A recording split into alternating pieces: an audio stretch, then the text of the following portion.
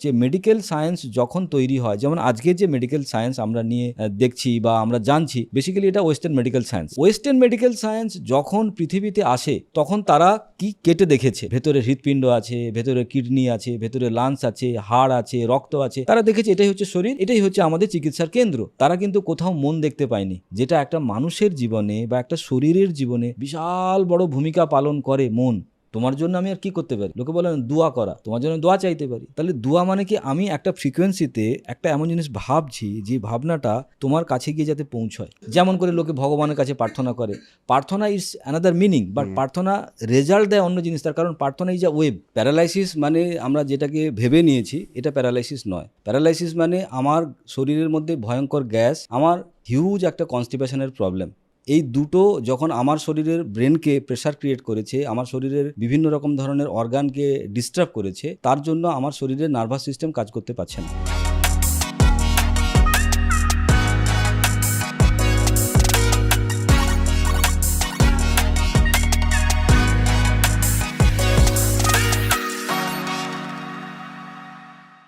Hello and welcome to soul connection Sunday. আবার আরেকটা episode নিয়ে আমি চলে এসেছি এবং আজকের এপিসোডটা খুব স্পেশাল। তার কারণ হলো, এর আগে একটি এপিসোড আমি করেছিলাম ডক্টর সমীর কুমার ধারার সঙ্গে। সেটা আপনাদের ভালোবাসায় আমরা আপ্লুত হয়ে গেছি, এত ভালোবাসা পেয়েছি, এত এত কমেন্টস পেয়েছি, এত এত লাইকস পেয়েছি, এত এত পার্সোনাল মেসেজেস পেয়েছি, এবং সেই এপিসোডটা অলরেডি 7 লাখ 7.5 লাখ ক্রস করে যাওয়ার মতো অবস্থায় পৌঁছে গেছে। তো মনে হলো এরকম একজনের সঙ্গে আরেকটা এপিসোড তো অবশ্যই করা উচিত, আরেকটু ডিপার জায়গায় যাওয়া উচিত। এবং আপনারা অনেক প্রশ্ন করেছেন সেই ভিডিওটা দেখে, আপনারা অনেক উপকৃত হয়েছেন সেই ভিডিওটা দেখে। তো অবশ্যই মনে হলো যে যেই ভ্যালুটা সোল কানেকশন পডকাস্ট আপনাদেরকে প্রমিস করে, সেই ভ্যালুটা যদি আপনারা আমাদের থেকে পেয়ে থাকেন, তাহলে আরেকবার আপনাকে ডাকাটা খুব জরুরি ছিল। ওয়েলকাম ডক্টর সমীর কুমার ধারা, ওয়েলকাম টু অ্যানাদার এপিসোড। তোমাকেও অনেক ধন্যবাদ, তার কারণ তোমার এই পডকাস্টে প্রচুর মহান মহান ব্যক্তিত্বরা আসেন এবং তারা এসে তোমার সঙ্গে কমিউনিকেশন করেন। তো আমি একজন সাধারণই একজন মানুষ, একজন জীবন যোদ্ধা। তো সেই জায়গায় মানুষ যে আমাকে এত ভালোবেসেছে এবং এই জায়গায় আমি বসে তোমার সঙ্গে কথা বলতে পারছি, সেটা তোমাকে এবং যত মানুষ আমাকে দেখেছে এবং তারা ভালোবেসেছে, তাদের সবাইকে অসংখ্য ধন্যবাদ। হ্যাঁ হ্যাঁ, একদম, সেটা তো বটেই। আপনাকে অবশ্যই ধন্যবাদ, কারণ আপনি একটা এমন জিনিস এমনভাবে প্রেজেন্ট করেছেন লোকের কাছে, যে মানুষের কাছে না কমিউনিকেট করতে খুব সুবিধা হচ্ছে, মানুষের বুঝতে খুব সুবিধা হচ্ছে। এবং আমি এরকম মেসেজও পেয়েছি, যে আপনারাও নিশ্চয়ই পেয়েছেন, আপনিও নিশ্চয়ই পেয়েছেন, যে আমি কয়েকদিন ধরে এটা করে অনেক সুস্থ অনুভব করছি। আমি নিজের মায়ের কথা বলছি, তিনি বারবার বলছেন যে আমার মনে হয় যে, এবং উনি নিজের লাইফস্টাইলে একটা পরিবর্তন এনেছেন এবং তাতে কিন্তু উনি একটু সুস্থতার দিকেই পৌঁছচ্ছেন। সেটা একটা অদ্ভুত ব্যাপার, মানে খুবই ম্যাজিক্যাল। কারণ কয়েকদিন আগে আমার মা অ্যাকচুয়ালি শয্যাশায়ী ছিলেন, এখন তিনি নিজের কাজ নিজে করেন। 2জন আয়ামাসি ছিল বাড়িতে, তাদেরকে ছাড়িয়ে দেওয়া হয়েছে। তো ব্যাপারটা এরকমই, তো ব্যাপারটা খুবই ইন্টারেস্টিং এবং খুবই মজার। তো আমার মনে হলো আরেকটুখানি যদি ডিপার লেভেলে ঢোকা যায়। আমার প্রথম প্রশ্নটা হবে আজকে, যে দেখুন, চিকিৎসা বিজ্ঞান সারা পৃথিবীর, সে চিকিৎসা বিজ্ঞান তো বারবার শুধু মানুষকে ভালো রাখার কথাই বলছে, মানে মানুষ যাতে ভালো হয়ে যায়, মানুষের যাতে এই অসুখ হবে ওই ওষুধ খাবে ঠিক হয়ে যাবে। বারবার এত রকম চিকিৎসা শাস্ত্র নিয়ে রিসার্চ চলছে সারা পৃথিবীতে। সমস্ত তো মানুষের সুস্থ থাকার দিকেই। একদম। তো মানুষ এই মুহূর্তে যদি দাঁড়িয়ে দেখা যায়, আজকে আমি আমার ছোটোবেলার কথা যদি বলি, ছোটোবেলায় আমি যত মানুষকে অসুস্থ দেখতাম বা যত হসপিটাল দেখতাম আমার চারপাশে, যত ডাক্তার দেখতাম আমার চারপাশে, তার সংখ্যা এখন খুব, যদি ভুল না করি তাহলে 3 গুণ হয়ে গেছে। তাহলে এত মানুষ অসুস্থ হয়ে যাচ্ছে, অথচ চিকিৎসা শাস্ত্র কাজ করছে কিন্তু মানুষকে সুস্থ করার জন্য। এটা কি করে হচ্ছে? হ্যাঁ, এটা একটা সত্যি সত্যি আপনারও যেমন একটা বড় কোশ্চেন, আমারও একটা কোশ্চেন ছিল যেদিন আমি অসুস্থ হওয়া শুরু করলাম। কারণ 25 বছর 26 বছর বয়স, তখন আমি অসুস্থতা কী জিনিস জানতাম না। কিন্তু তারপরে যখন আমার diabetic, blood pressure, skin disease এবং আরও বিভিন্ন রকম ধরনের সমস্যা তৈরি হলো, তখন আমি খোঁজ করা শুরু করলাম, জানা শুরু করলাম। তো জানার এই সময়টা প্রায় 18 বছর 19 বছর আমার আজকে।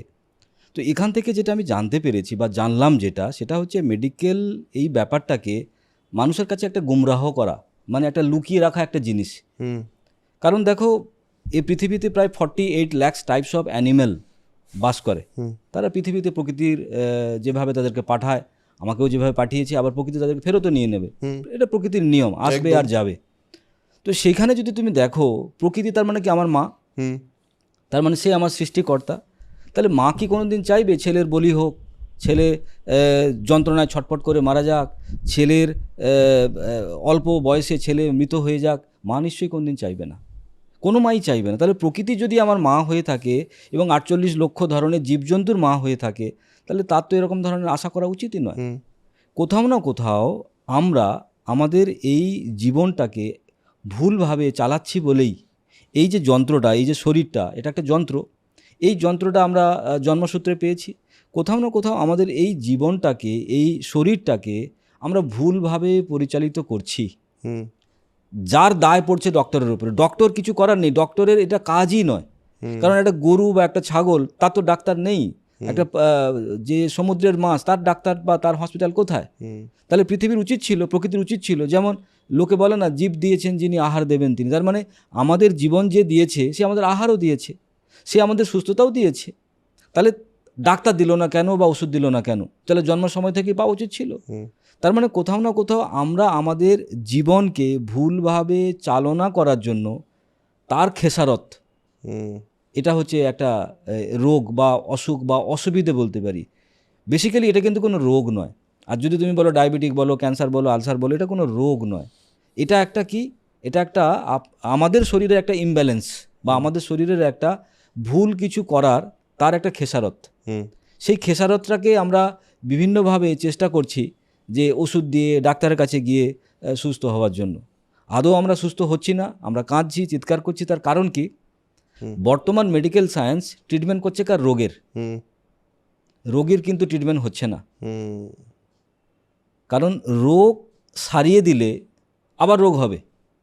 যদি আমি ধরেই নিই যে রোগের নাম পরীক্ষায় ফেল করেছি, হুম। এটা একটা রোগের নাম যে আমি পরীক্ষায় ফেল করেছি, তাহলে এটাকে সারাবো কী করে? ন্যাচারাল উত্তর আসবে কি, সারাবো কী করতে? যদি আমার রোগটার নাম হয় পরীক্ষায় ফেল করেছি, তাহলে এই অসুখটা থেকে আমি সুস্থ হব কী করে? পরীক্ষা পাশ করে। পরীক্ষায় পাস করতে গেলে কি করতে হবে? পড়াশোনা করতে হবে। তাহলে পড়াশুনো করতে হবে। তাহলে যদি আমি মন দিয়ে পড়াশুনো করি, আমি পরীক্ষায় পাস করে যাব। হুম। তার মানে এখানে কি আমি রোগের চিকিৎসা করলাম? আমি রোগীর চিকিৎসা। রোগীকে বললাম তুমি নিয়মিত পড়াশুনো করবে, হুম। তুমি মন দিয়ে পড়াশুনো করবে, তুমি খাতায় লিখে লিখে পড়াশুনো করবে, তুমি জোরে চিৎকার করে করে পড়াশুনো করে মুখস্থ করার চেষ্টা করবে, তাহলে যখন তুমি পরীক্ষা দেবে তখন তুমি পাস করে যাবে। হুম। তাহলে এটা হলে অ্যাকচুয়াল চিকিৎসা ব্যবস্থাটা হতো। চিকিৎসা ব্যবস্থা কি করেছে? মানুষটাকে ছেড়ে দিচ্ছে। কারণ মানুষের ওই কার্যকারণের জন্য, মানুষের ওই জীবনযাপন করার জন্য, রোগটার ওই রোগীর ওই অ্যাক্টিভিটির জন্য রোগ হয়েছে। হুম। হুম। তাহলে রোগীর ট্রিটমেন্ট তো হলো না। হুম। হুম। তুমি তাকে জোর করে যদি পাস করিয়ে দাও, পরের বছর সে কী করবে? আবার ফেল করবে। তুমি তখন বলবে আমি তাহলে চেন্নাই যাই, বম্বে যাই, ব্যাঙ্গালোরে যাই। আজকে তাই হচ্ছে। তুমি একবার এক হসপিটাল থেকে বেরোলে, পরে আরেক হসপিটাল ঢুকে গেলে। তোমার চিকিৎসাটা হচ্ছে না, তার কারণ তোমার কারণের জন্য তোমার আজকের রোগ। এবারে এইখানে যেটা বলার, আমি যেটা সবাইকে যেটা বলি, বেসিক্যালি আমাদের চিকিৎসা কোথায় হয়? শরীরে। হুম। শরীর এইটুকু, সেখানে তুমি রসুন খাচ্ছ, সেখানে তুমি আদা খাচ্ছ, সেখানে তুমি বিভিন্ন রকম ধরনের পেন কিলার ওষুধ খাচ্ছ, এইটুকু শরীরে। কিন্তু এর থেকে বিশাল বড় যে শরীরটা পড়ে আছে, সেটা কিন্তু মানুষ দেখতে পাচ্ছে না। সেটা কি? সেটা হচ্ছে আমাদের মন। হুম। কেন বলো তো? তার কারণ হচ্ছে মেডিকেল সায়েন্স যখন তৈরি হয়, যেমন আজকের যে মেডিকেল সায়েন্স আমরা নিয়ে দেখছি বা আমরা জানছি, বেসিক্যালি এটা ওয়েস্টার্ন মেডিকেল সায়েন্স। একদম। ওয়েস্টার্ন মেডিকেল সায়েন্স যখন পৃথিবীতে আসে, তখন তারা কি কেটে দেখেছে? ভেতরে হৃৎপিণ্ড আছে, ভেতরে কিডনি আছে, ভেতরে লাংস আছে, হাড় আছে, রক্ত আছে। তারা দেখেছে এটাই হচ্ছে শরীর, এটাই হচ্ছে আমাদের চিকিৎসার কেন্দ্র। হুম। তারা কিন্তু কোথাও মন দেখতে পায়নি, হুম। যেটা একটা মানুষের জীবনে বা একটা শরীরের জীবনে বিশাল বড় ভূমিকা পালন করে মন। সেই মনের চিকিৎসা হয় না বলেই তুমি শরীরের চিকিৎসা করতে করতে থকে যাবে, কিন্তু তুমি কোনদিন ক্যান্সার, তুমি কোনদিন ডায়াবেটিক, তুমি কোনদিন আলসার, তুমি কোনদিন কনস্টিপেশন সারাতে পারবে না। হুম। তো what is the relation between physical body and mind? Hmm. সেটা যদি একটা মানুষ জেনে যায়, তাহলে কি হবে? সে রোগটাকে বাড়িতে বসে সারিয়ে ফেলতে পারবে। যেমন আমি আগেও বলেছি যে একটা মানুষকে ডাক্তারের কাছে যাওয়ারই প্রয়োজন নেই, মানুষ বাড়িতে বসেই তার সুস্থতা করতে পারবে। তার কারণ জিনিসটা এমনই সহজ ব্যাপার। এই যে শরীর আর এই যে মন, যদি এটাকে আমি একটুখানি গল্পের চলে বা মেডিকেল টার্মিনোলজির বাইরে গিয়ে বোঝাই, তাহলে খুব বুঝতে সুবিধা হবে। যে আমাদের এই শরীরটা, তাকে ধরছি একটা নৌকা, একটা নৌকা ভেসে চলেছে নদীর ওপরে বা সমুদ্রের ওপরে, একটা নৌকা ভেসে চলেছে। তাহলে নৌকা কেন ভাসছে? কারণ তার ভাষাই কাজ। নৌকা মানে কি? নৌকা মানে আমার শরীর। তাহলে আমার শরীরের ভেতরে হার্ট আছে, কিডনি আছে, লাংস আছে, তারা নিজেরা নিজেদের মতো করে কাজ করে চলেছে। যেদিন জন্ম হয়েছে সেদিন থেকে তারা কাজ শুরু করেছে, কাউকে না জিজ্ঞেস করে এবং কাউকে না ডিস্টার্ব করে। তারা খাবার হজম করছে, তারা অক্সিজেন টেনে নিচ্ছে, তারা ব্লাড সার্কুলেশন পাঠাচ্ছে। তার মানে নৌকা সে ধীরে ধীরে ধীরে বয়ে চলেছে। তার গন্তব্যস্থল কত? ছোট থেকে ধীরে ধীরে সে বড় হবে, তারপরে বুড়ো হবে, তারপর সে চলে যাবে। এটাই তার নৌকার গন্তব্য, মানে এটাই শরীরের গন্তব্য, জন্ম থেকে মৃত্যু। জন্ম থেকে মৃত্যু। এই যে বয়ে চলেছে যে জলের ওপরে, এই জলটা হচ্ছে আমাদের মন। তার মানে মনটা এত ব্যাপ্তি, এত বড়। এই মনে যখন নৌকা ভাসছে কোনো অসুবিধে নেই, কিন্তু নৌকা যখন দুলছে তখনই অসুবিধে, কারণ জলে ঢেউ লেগেছে। এই জলে ঢেউ কি? আমাদের ভাবনা। তার মানে আমরা এই যে ভাবছি, যখনই কিছু ভাবছি তখনই কিন্তু ওই মনের জলে ঢেউ লাগছে। আর এই ঢেউ ডিস্টার্ব করছে কাকে? নৌকাকে। তাহলে নৌকার যে সাধারণ কাজ তাতে ব্যাহত হচ্ছে। এবার তুমি হয়তো বলবে যে এটা দরকার কি ছিল প্রকৃতির? নৌকা, ঢেউ, তার সঙ্গে হেলে দুলে। তার কারণ এটা একটা ইমার্জেন্সি ফর্মুলা। কারণ জীবনে কখনো না কখনো তোমার ঢেউ আসতেই পারে। তোমাকে বাঘ তাড়া করেছে, তুমি ভয় পাচ্ছ, তুমি সাপ দেখেছো, তুমি রেগে গেছো, বিভিন্ন রকম অ্যাক্টিভিটির জন্য তোমার লড়াই হতে পারে, তার জন্য শক্তি লাগবে, ইমার্জেন্সি। এই মেকানিজমটা আমাদের শরীরের ভেতরে আছে। কিন্তু এই মেকানিজমটাকে যখন আমরা নষ্ট করছি বা বারবার করে ডিস্টার্ব করছি, তখন এই মেকানিজমটা কিন্তু আমাকে ক্ষতি করছে। কীরকম? সাপোজ তুমি কোনো কারণে রেগে গেলে, তার ঢেউ কিন্তু অনেক বড় বড়। তুমি যখন ভালোবাসছো, খুশি আছো, তখনও তার ঢেউ, তখন কিন্তু অল্প অল্প মৃদু মৃদু ঢেউ। তার মানে আমাদের মনের যে ভাবনা, সেই মনের ভাবনার কিন্তু একটা ইলেকট্রোম্যাগনেটিক একটা এনার্জির কম্পাঙ্গ তৈরি হয়। আমাদের এভরি ভাবনা, every thoughts, we have every thoughts, there is a electromagnetic energy, এবং তার একটা ফ্রিকোয়েন্সি আছে, সে কাঁপছে। তাহলে আমি যেমন যেমন ভাবছি তেমন তেমন আমার শরীরের মধ্যে ওই সমুদ্রের জলে ঢেউ উঠছে, আর সেই ঢেউ শরীর কী করছে? কাজ করছে। এবারে এখানে বুঝে নেওয়া দরকার আমাদের শরীর, আমাদের মাথা এবং আমাদের মন, এই তিনটের সম্পর্ক। আমাদের শরীর বেসিক্যালি চাকর, কারণ তার কিছু বলার নেই, জো হুকুম বলে তাকে কাজ করতে হয়। মাথা তাকে যা যা কিছু বলবে। মাথা হচ্ছে আমাদের শরীরের একটা বোকা জায়গা। তুমি হয়তো বলবে যে মাথা তো বুদ্ধি, মাথা তো বুদ্ধি, কিন্তু মাথা কিন্তু বেসিক্যালি বোকা, সে প্রচণ্ড বোকা। আমি উদাহরণ দিয়ে বুঝিয়ে দেবো। চালাক তাহলে কে? চালাক হচ্ছে আমাদের মন। সেই জন্য মাঙ্কি মাইন্ড বলা হয়, অস্থির মন। মন হচ্ছে প্রচণ্ড চালু, প্রচণ্ড ধূর্ত, এবং মন যেমন যেমন ভাবে তেমন তেমন আমাদের মাথা সেভাবেই শরীরকে বলে। মন এক্ষুনি ভাবলো খিদে পাচ্ছে, সঙ্গে সঙ্গে মাথা বলছে এই খিদে পাচ্ছে, স্টমাককে বলছে তুমি ঘ্রিল হরমোন ক্ষরণ করো, তোমার খিদে লাগবে, সঙ্গে সঙ্গে খিদে লাগা শুরু হয়ে গেল। যদি এটার একটা অন্যরকম সায়েন্টিফিক উদাহরণ দিই, তাহলে তোমাকে বলতে হয় যে মাথা কতটা বোকা তুমি দেখো। একটা মানুষ ঘুমিয়ে আছে, সে ঘুমিয়ে ঘুমিয়ে স্বপ্ন দেখছে যে সে কাউকে আদর করছে, কাউকে ভালোবাসছে। তাহলে মানুষটা কিন্তু ঘুমিয়ে আছে এবং সে স্বপ্ন দেখছে। মাথা কি করবে? এতটাই বোকা, সে শরীরকে বলবে তুমি এক্ষুনি টেস্টোস্টেরন হরমোন থেকে হরমোন রিলিজ করে দাও। সুতরাং শরীরে হরমোন রিলিজ হয়ে যাবে, তখন তোমাকে ডাক্তারি ভাষায় এটাকে বলা হয় স্বপ্নদোষ, নাইট ফলস, স্বপ্নদোষ। এটা নিয়ে অনেক পেশেন্ট আছে, ঘুরে বেড়াচ্ছে, কী করে সারবে সেটা নিয়ে পরে কথা বলছি। তাহলে একটা ঘুমন্ত মানুষের শরীরে মাথা কি করলো? হরমোনকে রিলিজ করে দিল, শুধু মানে আদেশ করলো রিলিজ করে দাও, রিলিজ করে দাও, রিলিজ করে দিল। কে বলেছে? মন বলেছে। সে কিন্তু একবারও দেখলো না যে সত্যিকারের ভালোবাসতে হবে বা আমার সঙ্গে ভালোবাসার লোক আছে কিনা, আমি জেগে আছি কিনা, এই সমস্ত প্রশ্নে কিন্তু মাথা গেলই না। শুধু তাকে একটা ভাবনা দিয়েছে মন, সেই ভাবনাতে সে কিন্তু এই কাজটা করে বসলো। তাহলে তুমি একটা ভাবনা দিলে রাগ, সঙ্গে সঙ্গে তোমার মাথা কিন্তু তোমার শরীরকে বলবে ক্ষরণ হও, কি কর্টিসল হরমোন ক্ষরণ হয়ে যাবে। একটা জিনিস কিন্তু বারবার বলা হয় যে ব্রেনই সব করে, অনেক মানে ওয়েস্টার্ন সায়েন্সে এটা নিয়ে খুব কথা হয়, ব্রেনই সব ডিসাইড করে, মন বলে আসলে কিছু নেই। কিন্তু আমাদের দেশ বা আমাদের প্রাচীন শাস্ত্র বারবার কিন্তু মনের ব্যাপারে খুব খুব খুব বারবার স্ট্রেস করেছে যে কনসাসনেস, তোমার মনকে সুস্থ কী করে রাখবে, কী কী প্র্যাকটিস করতে হবে, মেডিটেশন করতে হবে, এই সমস্ত জিনিস কিন্তু বারবার বলে গেছে যে মন আর ব্রেন আলাদা জিনিস। কিন্তু ওয়েস্টার্ন ওয়ার্ল্ড বলে সবই হরমোনের খেলা, বাট সেটা তো অ্যাকচুয়ালি নয়। একদমই নয়, একদমই নয়। তার কারণ কি, আজকে এইটাই তো লড়াই বেসিক্যালি ওয়েস্টার্ন অ্যান্ড ইস্টার্ন। এই লড়াইটা কেন? লড়াইটা হচ্ছে ওরা ফিজিক্যাল বডিকে ভাবে একটা মেশিন, আর আমরা physical body and mind body দুটোকে নিয়ে ভাবি। যেমন ধরো রেডিওতে গান বাজে, আমরা কি করি, রেডিওটাকে অন করি, তারপরে ওর সেন্টারটাকে ঘুরিয়ে ঘুরিয়ে দেখি, একটা ফ্রিকোয়েন্সিকে ম্যাচ করাই, তখন ও FM বা তখন ও বিবিধ ভারতী, তখন ও ঢাকা, কাউকে না কাউকে কালেক্ট করে আমার রেডিওতে গান বাজছে, আমার রেডিওতে খবর হচ্ছে, বা আমার রেডিওতে হোয়াটএভার হচ্ছে। এটা কি? এটা হচ্ছে একটা ফ্রিকোয়েন্সিকে আমার রেডিও ক্যাচ করতে পেরেছে। তার মানে এই পৃথিবীতে সমস্ত কিছু আমরা যেটা দেখতে পাচ্ছি না, প্রত্যেকের একটা কম্পাঙ্গ আছে, ফ্রিকোয়েন্সি আছে। তার মানে তোমার ভাবনার যেমন ফ্রিকোয়েন্সি আছে, প্রতিটা জিনিস, যেমন লোকে বলে ল অফ অ্যাট্রাকশন। তুমি এক্ষুনি ভাবছিলে হঠাৎ করে তোমার মায়ের কথা বা তোমার মাসির কথা, তুমি দেখলে তোমার ফোনটা বাজছে আর মাসিই ফোন করছে। এবং ল অফ অ্যাট্রাকশানে প্রচুর পৃথিবীতে প্রচুর বুকস আছে, NLP ট্রেনিং লোকে করায়। তো বেসিক্যালি আমি ওদিকে অতটা বেশি যাচ্ছি না, কিন্তু যেটা বোঝানোর চেষ্টা করছি যে মানুষের মন মানুষের শরীরকে প্রতিনিয়ত জর্জরিত করে রাখে, এবং তার জন্য, তার জেরে মানুষের শরীরে এত রোগ। তার কারণ আমাদের শরীরে প্রতিটা ভাবনা তার একটা কম্পাঙ্গ তৈরি করছে, এবং এই কম্পাঙ্গ আমাদের শরীরে বিভিন্ন রকম হরমোনকে রিলিজ করতে সহযোগিতা করে, এবং যার ফলে আমাদের শরীর সে মতো চলতে থাকে।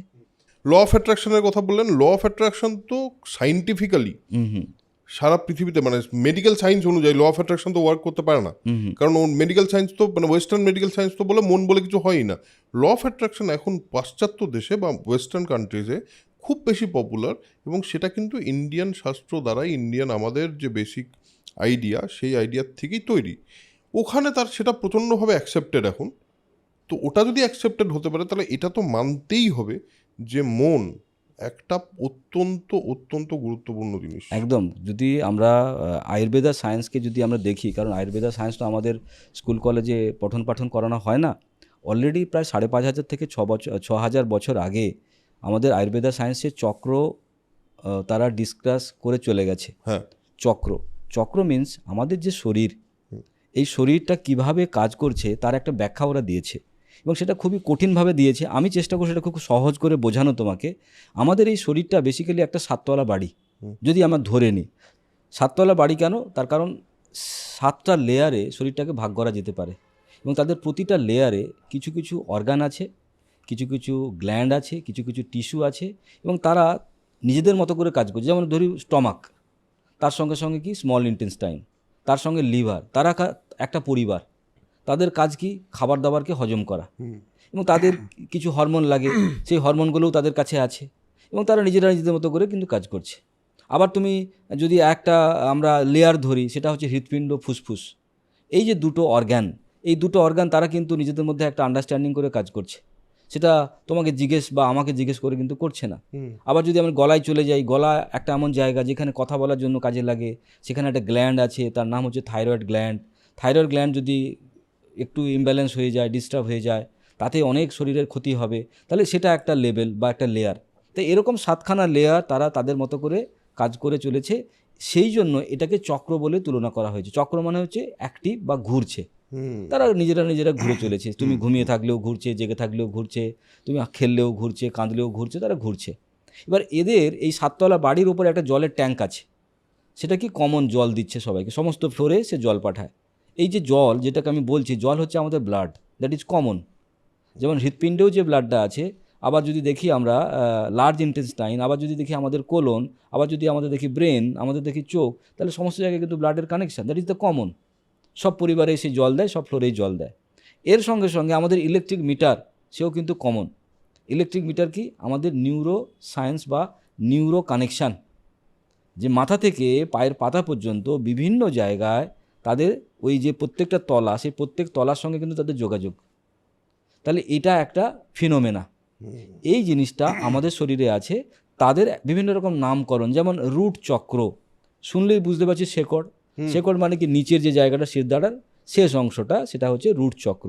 রুট চক্র যার যত মজবুত, তার তত জীবন সে খুব স্ট্রং।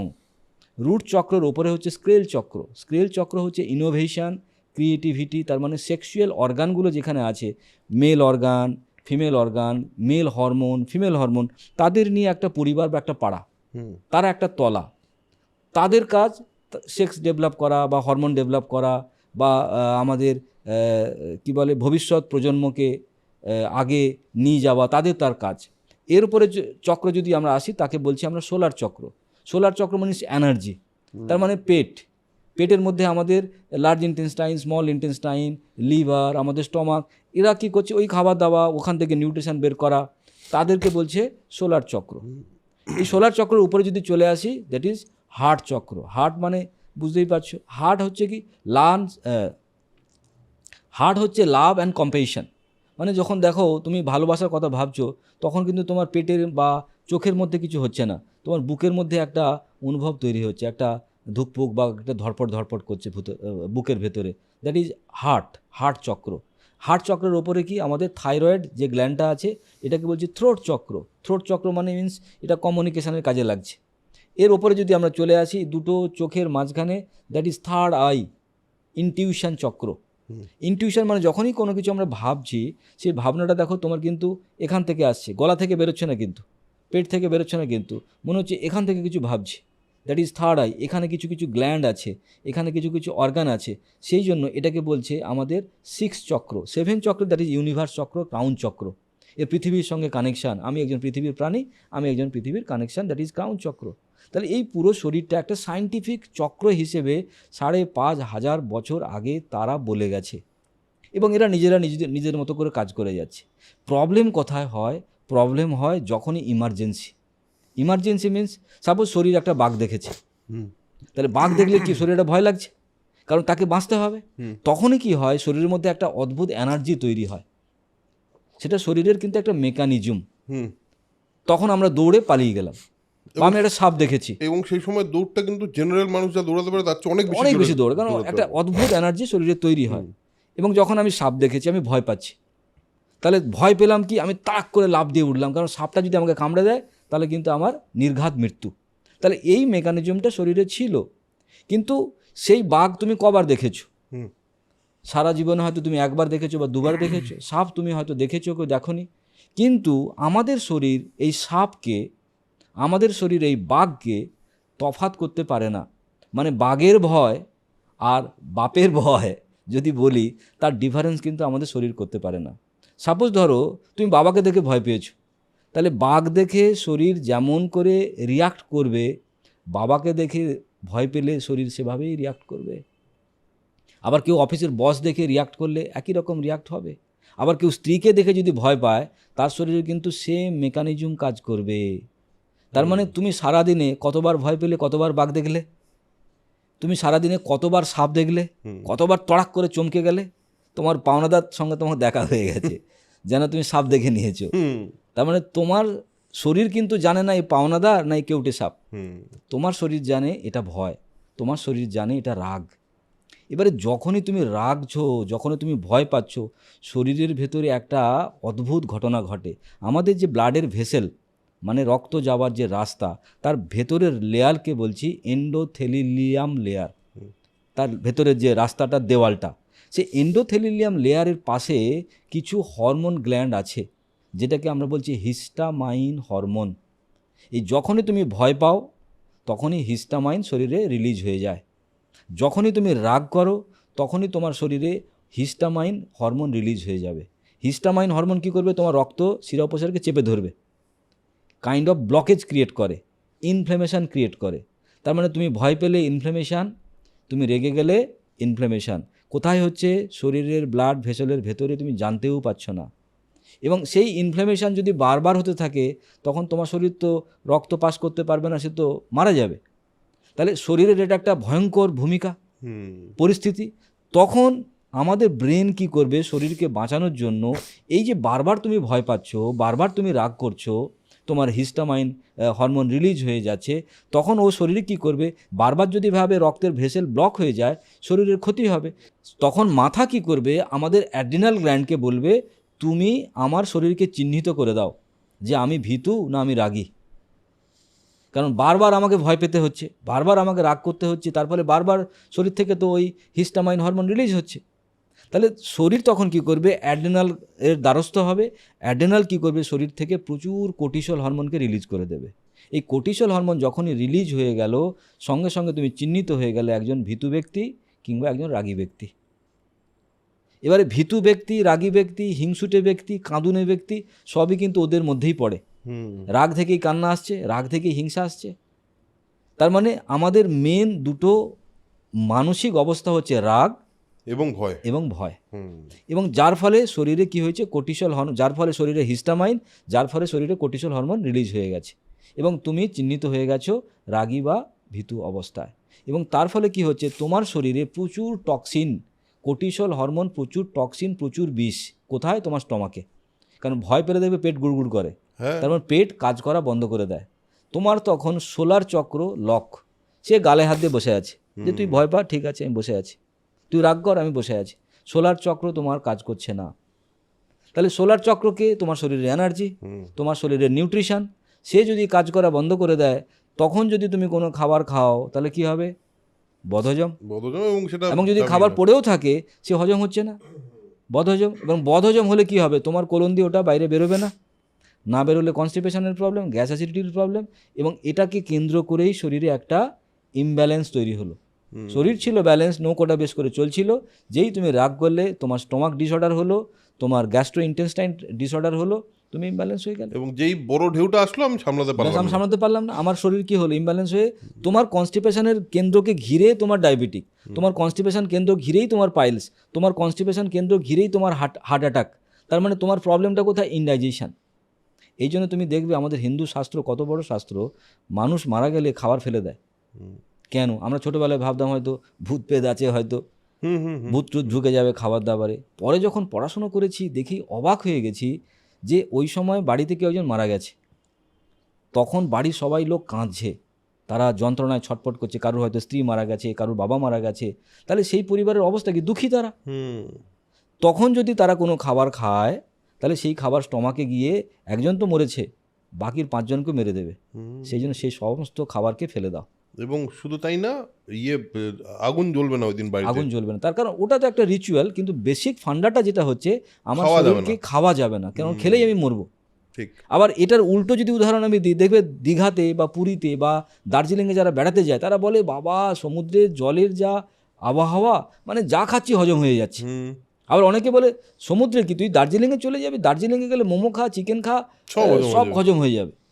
এবারে তার মানে কি দার্জিলিংয়ের লোকেরা শুধু খাই খাই করে আর সমুদ্রের পাড়ের লোকেরা শুধু খাই খাই করে? তা নয়। কারণ একটা লোক বেড়াতে গেছে, তার মনে তখন খুশি, তার স্কুল যাওয়ার চিন্তা নেই, অফিস যাওয়ার চিন্তা নেই, কে ঘর মুছবে, কে রান্না করবে, কে কালি হাঁড়ি মাজবে, এসব নিয়ে তাকে ভাবতে হচ্ছে না। তাহলে সে বিন্দাস আছে, সে ওটাকে অর্ডার করছে আর খাচ্ছে। তার মানে কি খুশি, তার স্টমাককে কি করেছে, এনার্জাইজ করছে, দ্রুত হজম হয়ে যাচ্ছে। এটা একটা খুবই।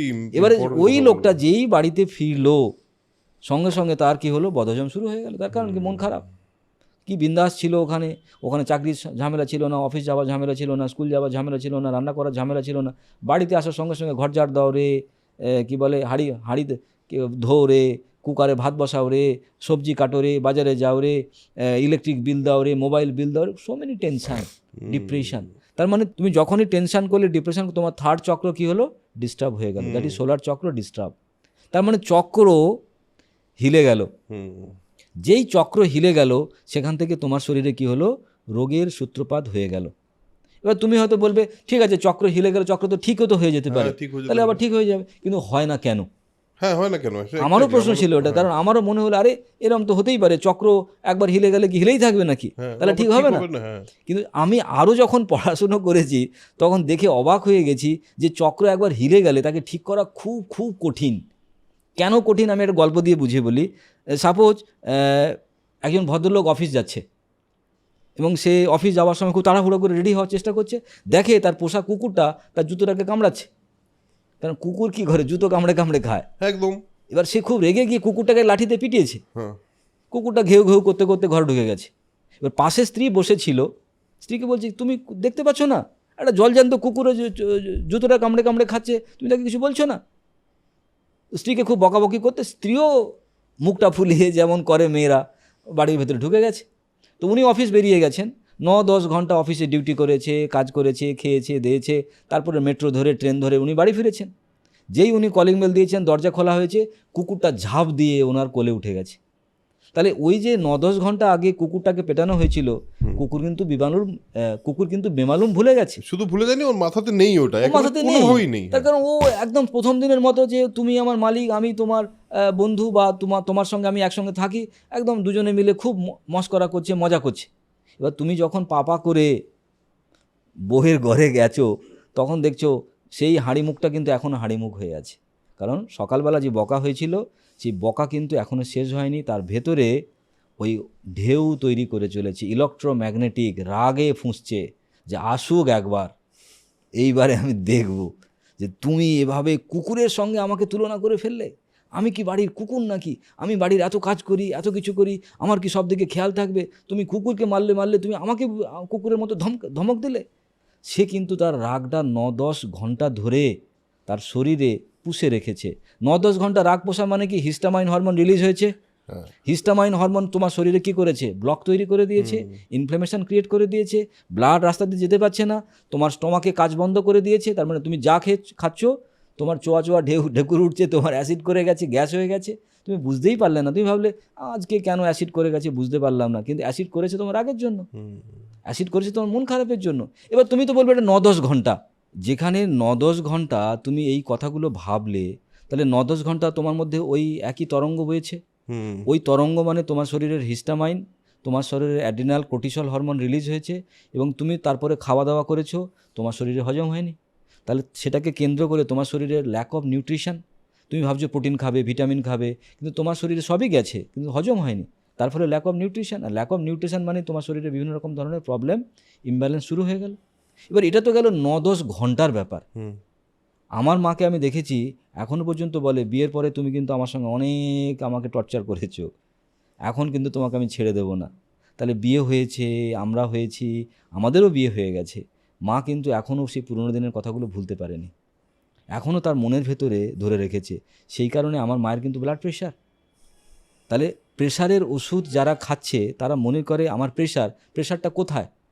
তুমি 40 বছরের বোঝা মাথায় নিয়ে দাঁড়িয়ে আছো। আমি মাকে বলি, তুমি 40 বছরের বোঝাটা নামাও, ওটা নামালেই তো প্রেশারটা কমে যাবে। তুমি কোম্পানির প্রেশার বাড়িতে নিয়ে বসে আছো, তুমি ব্যাংকের লোন নিয়েছো, ছাদ তুমি বাড়িতে ঢালাই করেছো, যেন তুমি মাথায় ঢালাই করেছো। তাহলে এই ভাবনাটা প্রথমে পাতলা ছিল, নরম ছিল, কাঁচা ছিল। এবার এই ভাবনাটা 40 বছরে যেতে যেতে বালি সিমেন্ট পড়তে ওটা পাকা হয়ে গেছে, যেটাকে সায়েন্টিফিক ভাষায় বলা হয় যে একটা ইলেকট্রোম্যাগনেটিক পাথওয়ে তৈরি হয়ে গেছে। That is call habit, that is call অভ্যেস। তাহলে একটা অভ্যেস 40 বছর ধরে ভেবেছো, একটা অভ্যেস 30 বছর ধরে ভেবেছো, তার পরিণাম তোমার ক্যান্সার, তার পরিণাম তোমার ডায়াবেটিস, তার পরিণাম তুমি আলসার। তাহলে তুমি ভাবছো চেন্নাই যাবে আর ম্যাজিক করে নেবে? How it's possible? তাহলে তোমার ওই ভাবনা যতক্ষণ পরিবর্তন হচ্ছে না, যেমন আমরা বলেছিলাম রোগ আর রোগীর ব্যাপার, যে পরীক্ষায় ফেল করেছি আমি টুকলি করে পাশ করে যাব, হবে কি করে? রোগীকে সারাতে হবে। তাহলে তোমার ভাবনার যখন পরিবর্তন তুমি ঘটাবে, তখন তুমি ক্যান্সার থেকে মুক্তি পাবে, তখন তুমি তোমার ডায়াবেটিস থেকে মুক্তি পাবে। এই যে আমি রাগের কথা বললাম, ভয়ের কথা বললাম, আমার পরীক্ষালব্ধভাবে আমি দেখেছি আজকে প্রায় এই 20 বছরে যারা রেগে যায় তাদের নাভির ওপরের অংশ বা অর্গান বা চক্রগুলো সব ডিস্ট্রয় হয়ে যায় রাগের জন্য। যারা ক্রোধী, তুমি একটা উদাহরণ দিয়ে বলো, ওর না থাইরয়েডের রোগ, আমি বলবো রাগী লোক। অনেক পেশেন্ট আমার কাছে আসে, এসে শুধু কমপ্লেন করে আমার স্ত্রী থাইরয়েড। আমি বললাম আপনার স্ত্রী খুব রাগী। বলে আপনি কী করে জানলেন? আমি বলি এটা জানার দরকার, এটা প্রমাণ, এটা রেজাল্ট। কারণ এটা দীর্ঘদিন দেখতে দেখা গেছে যে তুমি যদি রাগ করো তোমার হার্টের প্রবলেম হবেই, তোমার শ্বাসের প্রবলেম মানেই তুমি রাগী লোক, তোমার থাইরয়েডের প্রবলেম মানে তুমি রাগী লোক, তোমার মাথার যন্ত্রণা হয় মানে তোমার রাগী লোক। আর যদি ভীতু লোক হয় তাহলে নাভির তলার অর্গান সব নিস্তেজ হয়ে যাবে। তার মানে যাদের ডায়াবেটিক, যাদের বদহজম, যাদের সেক্সুয়াল ডিসঅর্ডার, যাদের হাঁটুর যন্ত্রণা, যাদের কোমরের যন্ত্রণা, তারা কারা? ভীতু লোক। তার মানে সামান্য ভয় একটা মানুষের ডায়াবেটিকের কারণ। আর তুমি ডায়াবেটিকের ওষুধ খাচ্ছ, বাবা সারবে কি করে? ভয় যদি না সারে ডায়াবেটিক সারবে না, রাগ যদি না কমে তোমার হার্টের প্রবলেম সারবে না, তার থেকেই তোমার কিডনি ডিস্টার্ব, তোমার তার জন্য তোমার ডায়ালিসিস। তাহলে ডায়ালিসিস যার 5.9 ক্রিয়েটিনিন যে বলছে, চিৎকার করে বলছে, আমার কাছে পেশেন্ট এলেই আমি চোখ বন্ধ করে বলি তুমি রাগ করো কেন, তোমার ডায়ালিসিস জীবনে থামবে না। ওনার স্ত্রী চোখ মুছতে মুছতে বলছে কি করে আপনি বলছেন, উনি না জমি জমা নিয়ে এত চিৎকার করেন, এত চিল্লামিল্লি করেন, কত বোঝাই। আমি বললাম জমি থেকে যাবে, তুমি থাকবে না, কিন্তু জমি থেকে যাবে, তুমি থাকবে না। তোমাকে যদি থাকতে হয় ওই জমির মায়া ছাড়তে হবে। সুতরাং মানুষের মন মানুষকে প্রতিদিন ক্ষত বিক্ষত করছে। তোমাকে বধিবে যে গোকুলে বাড়িছে সে নয়, তোমাকে বধিবে যে তোমার শরীরেই সে বাড়ছে, তাকে তুমি বাড়তে দিচ্ছ। তাকে তুমি বাড়তে দিচ্ছ। তাহলে এই সায়েন্স কিন্তু অলরেডি আয়ুর্বেদা সায়েন্সে বলে যাওয়া হয়ে গেছে, আমি জানি না। তার জন্য আমরা কি করছি, আমরা বলছি একটা মেডিসিন দেবে ভাই ডায়াবেটিক ঠিক করব, একটা মেডিসিন দেবে ভাই আমি ইনডাইজেশন প্রবলেম ঠিক করব। তুমি জানবে যেদিন তুমি রাগ করবে সেদিন তোমার নির্ঘাত জ্বর হবে। মানে জ্বর যেদিন হয়েছে তুমি একটু সকাল থেকে একটুখানি ভেবে দেখে নাও, তুমি হয় সকালবেলা নয় দুপুরবেলা নয় আগের দিন ভয়ঙ্করভাবে রাগ করেছো, দ্যাট ইজ কল তোমার জ্বর। জ্বর মানে কি, দ্যাট ইজ ইনফ্লেমেশন। ইনফ্লেমেশন মানে ইমিউনিটি ডিসব্যালেন্স। ইমিউনিটি ডিসব্যালেন্স মানে তোমার শরীরের রক্তের শিরা উপশিরা এক এক জায়গায় আটকে গেছে, তারা কাজ করতে পারছে না। তাহলে তারা ইমব্যালেন্স, অনিয়ন্ত্রিত, তোমার নৌকাতে প্রচুর ঢেউ লেগেছে তোমার ওই রাগের, তোমার ওই ভয়ের। সেই জন্য তুমি দেখবে অনেক জায়গায় যখন মেন্টাল থেরাপি করে তারা বলে ডেল্টা মিউজিক শুনতে, তারা বলে ডেল্টা মিউজিক শুনতে। ডেল্টা মিউজিক কি? Delta music is some kind of wave যেটা তোমার মনকে শান্ত করবে। ড্রাম বাজাবে না, drum is not a delta, ঠিক আছে, ইটস আ বিটা। বিটা মানে বিট, তার মানে আমার মাথায় বিট দিচ্ছে, দ্যাট ইজ বিটা। বিটা মানে হচ্ছে রাগের ওয়েভ, ভয়ের ওয়েভ, সেও কিন্তু আরও সাংঘাতিক, আরও ফ্রিকুয়েন্ট। তাহলে রাগ এবং ভয় এই দুটোকে যদি ব্যালেন্স করা যায় তখন কিন্তু একটা মানুষ খুব সহজে তার এই সমস্ত যে রোগ, মানে কঠিনতম রোগ, সেখান থেকে মুক্তি পাওয়া যায়। সেখান থেকে মুক্তি পাওয়া যায়। যে কারণে আমি একটা ভেরি রিসেন্ট একটা বই লিখছি, সে বইটার নাম হচ্ছে রাম রাবণ শরীর ও মন। আচ্ছা, বইটার নাম, যদিও সেটা কোনো ধার্মিক বই নয়।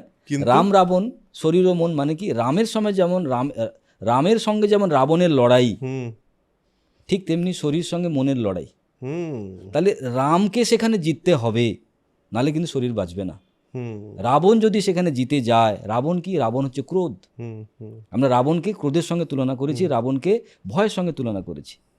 তাহলে রাবণকে যদি হারাতে না পারো তুমি, তোমার এই রামরাজ্য প্রতিষ্ঠিত হবে না। আমি রামরাজ্য মানে ওই মন্দিরের কথা বলছি না, আমি বলছি আমার শরীরটা রামরাজ্য, আমার শরীরটা একটা শান্তির জায়গা, একটা অসম্ভব রকম সুন্দর জায়গা, সেটা কিন্তু প্রতিষ্ঠিত হবে না। সেটা নিয়েই হচ্ছে রাম ও রাবণ শরীর ও মন। এটা খুবই ইন্টারেস্টিং। এটা জানুয়ারি মাসের মধ্যেই আসছে এই বইটা। যাদের আমরা পরে লিঙ্ক জানুয়ারিতে এলে এই ভিডিওর তলার লিঙ্ক দিয়ে দেবো, সেটা থেকে আপনারা ডিরেক্টলি বইটা অনলাইনে নিশ্চয়ই পাওয়া যাবে, একদম অর্ডার করতে পারবে, করবেন। আচ্ছা, আরেকটা এই যে ভয়ের জ্বরের কথা বললেন যখন, তখন মনে হলো অনেক সময় শুনেছি ভয়ের চোটে জ্বর চলে এসছে, রাগের চোটে জ্বর চলে এসছে, এরকম কথা প্রচুর শুনেছি আমরা। না না, এটা সত্যি, এটা একদম সত্যি, হ্যাঁ একদমই সত্যি। এবারে যে মনের উপর যে নিয়ন্ত্রণ, এই যে মানুষ কিছুতেই এত কিছুর মধ্যে চারিদিকে এত কিছু চলছে, তারা মন থেকে, মানে আমি একটা জিনিস শুনেছিলাম যে একজন ভদ্রমহিলার কোনো একটা ইন্টারভিউতে যে উনি বলছেন যে আপনি একজন ডাক্তারের কাছে গেলেন, তিনি বললেন আপনার সব ঠিক আছে, কিন্তু না আপনার না ডায়াবেটিস হওয়ার সম্ভাবনা আছে। তো এইটুকু শুধু বলল, তারপর দেখা গেল লোকটার সত্যি 3 বছরের মধ্যে ডায়াবেটিস হয়ে গেল, কোনো সম্ভাবনাই ছিল না তার ডায়াবেটিস। একদম একদম। আজকের দিনে দাঁড়িয়ে ভয়ের ব্যবসা চলছে। যত তুমি ভয় দেখাবে তত তোমার ব্যবসা হবে। যত অ্যাডভার্টাইজমেন্ট দেখো সেখানে কি সবই ভয়। আপনার কি মাথা যন্ত্রণা করে? আপনার কি গলায় রক্ত আসে?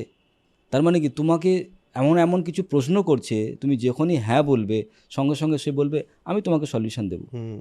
এনিহোয়ার, তার মানে আগে ভয়। কারণ এটা হচ্ছে ব্যাপারের, মানে বিক্রির একটা সবথেকে সহজ সূত্র। যেখানে ব্যাপার আছে সেখানে ভয় দেখাও। যখনই তুমি ভয় দেখাবে, তার মানে এই যে আমাদের মেডিকেল সায়েন্সে টেস্ট ঘটা করে টেস্ট করা হয়, বছরে বছরে লোকে টেস্ট করতে যায়, সেটা কি? সেটা হচ্ছে মানুষের ওই ভয়টাকে জাগিয়ে রাখা। তুমি মেশিনের তলায় গেলে তোমার 10টা টেস্ট হলে একটা ভুল বেরোবে না? হতে পারে। তারাও তো সেটা জানে, কারণ সারাক্ষণ তুমি একজন সাংসারিক মানুষ, রাগ করছো, ভয় করছো, ভুল খাবার খাচ্ছ, জীবন ঠিকঠাক করে চালনা করছো না, একটা তো প্রবলেম বেরোবে। যেই না প্রবলেম বেরোলো সঙ্গে সঙ্গে তোমার প্রেসক্রিপশন স্টার্ট, তোমার নাম জপা শুরু হয়ে গেল। তোমার নাম ছিল সমীর কুমার ধারা, কাল থেকে তোমার নাম হয়ে গেল ডায়াবেটিক। আমার কাছে যখন কোনো পেশেন্ট আসে, যখনই খুব ঘটা করে আমাকে বলে আমার না স্যার আর্থারাইটিস, আমার না কোনো ডায়াবেটিস, আমি বললাম এগুলো কোনো রোগ নয়, আপনার নামটা বলুন, এগুলো কোনো রোগ নয়, আপনি কষ্টটা বলুন, কষ্টটা একটা সমস্যা, সেটার সমাধান করা দরকার। ডায়াবেটিকের সমাধান হয় না। আমার বারবার রাত্রেবেলা বাথরুমে যেতে হচ্ছে, বা আমার পায়ের যন্ত্রণা করছে, বা আমি চোখে দেখতে পাচ্ছি না, এটা একটা সমস্যা। এই সমস্যার সমাধান আছে, কিন্তু ডায়াবেটিকের কোনো সমাধান নেই, আর্থারাইটিসের কোনো সমাধান নেই। তুমি বলতে পারো হাঁটুর যন্ত্রণা, তুমি বলতে পারো কোমরের যন্ত্রণা, যন্ত্রণার সহযোগিতা করা যাবে, যন্ত্রণাকে ঠিক করা যাবে, বাট আর্থারাইটিসকে ঠিক করা যাবে না। কেন?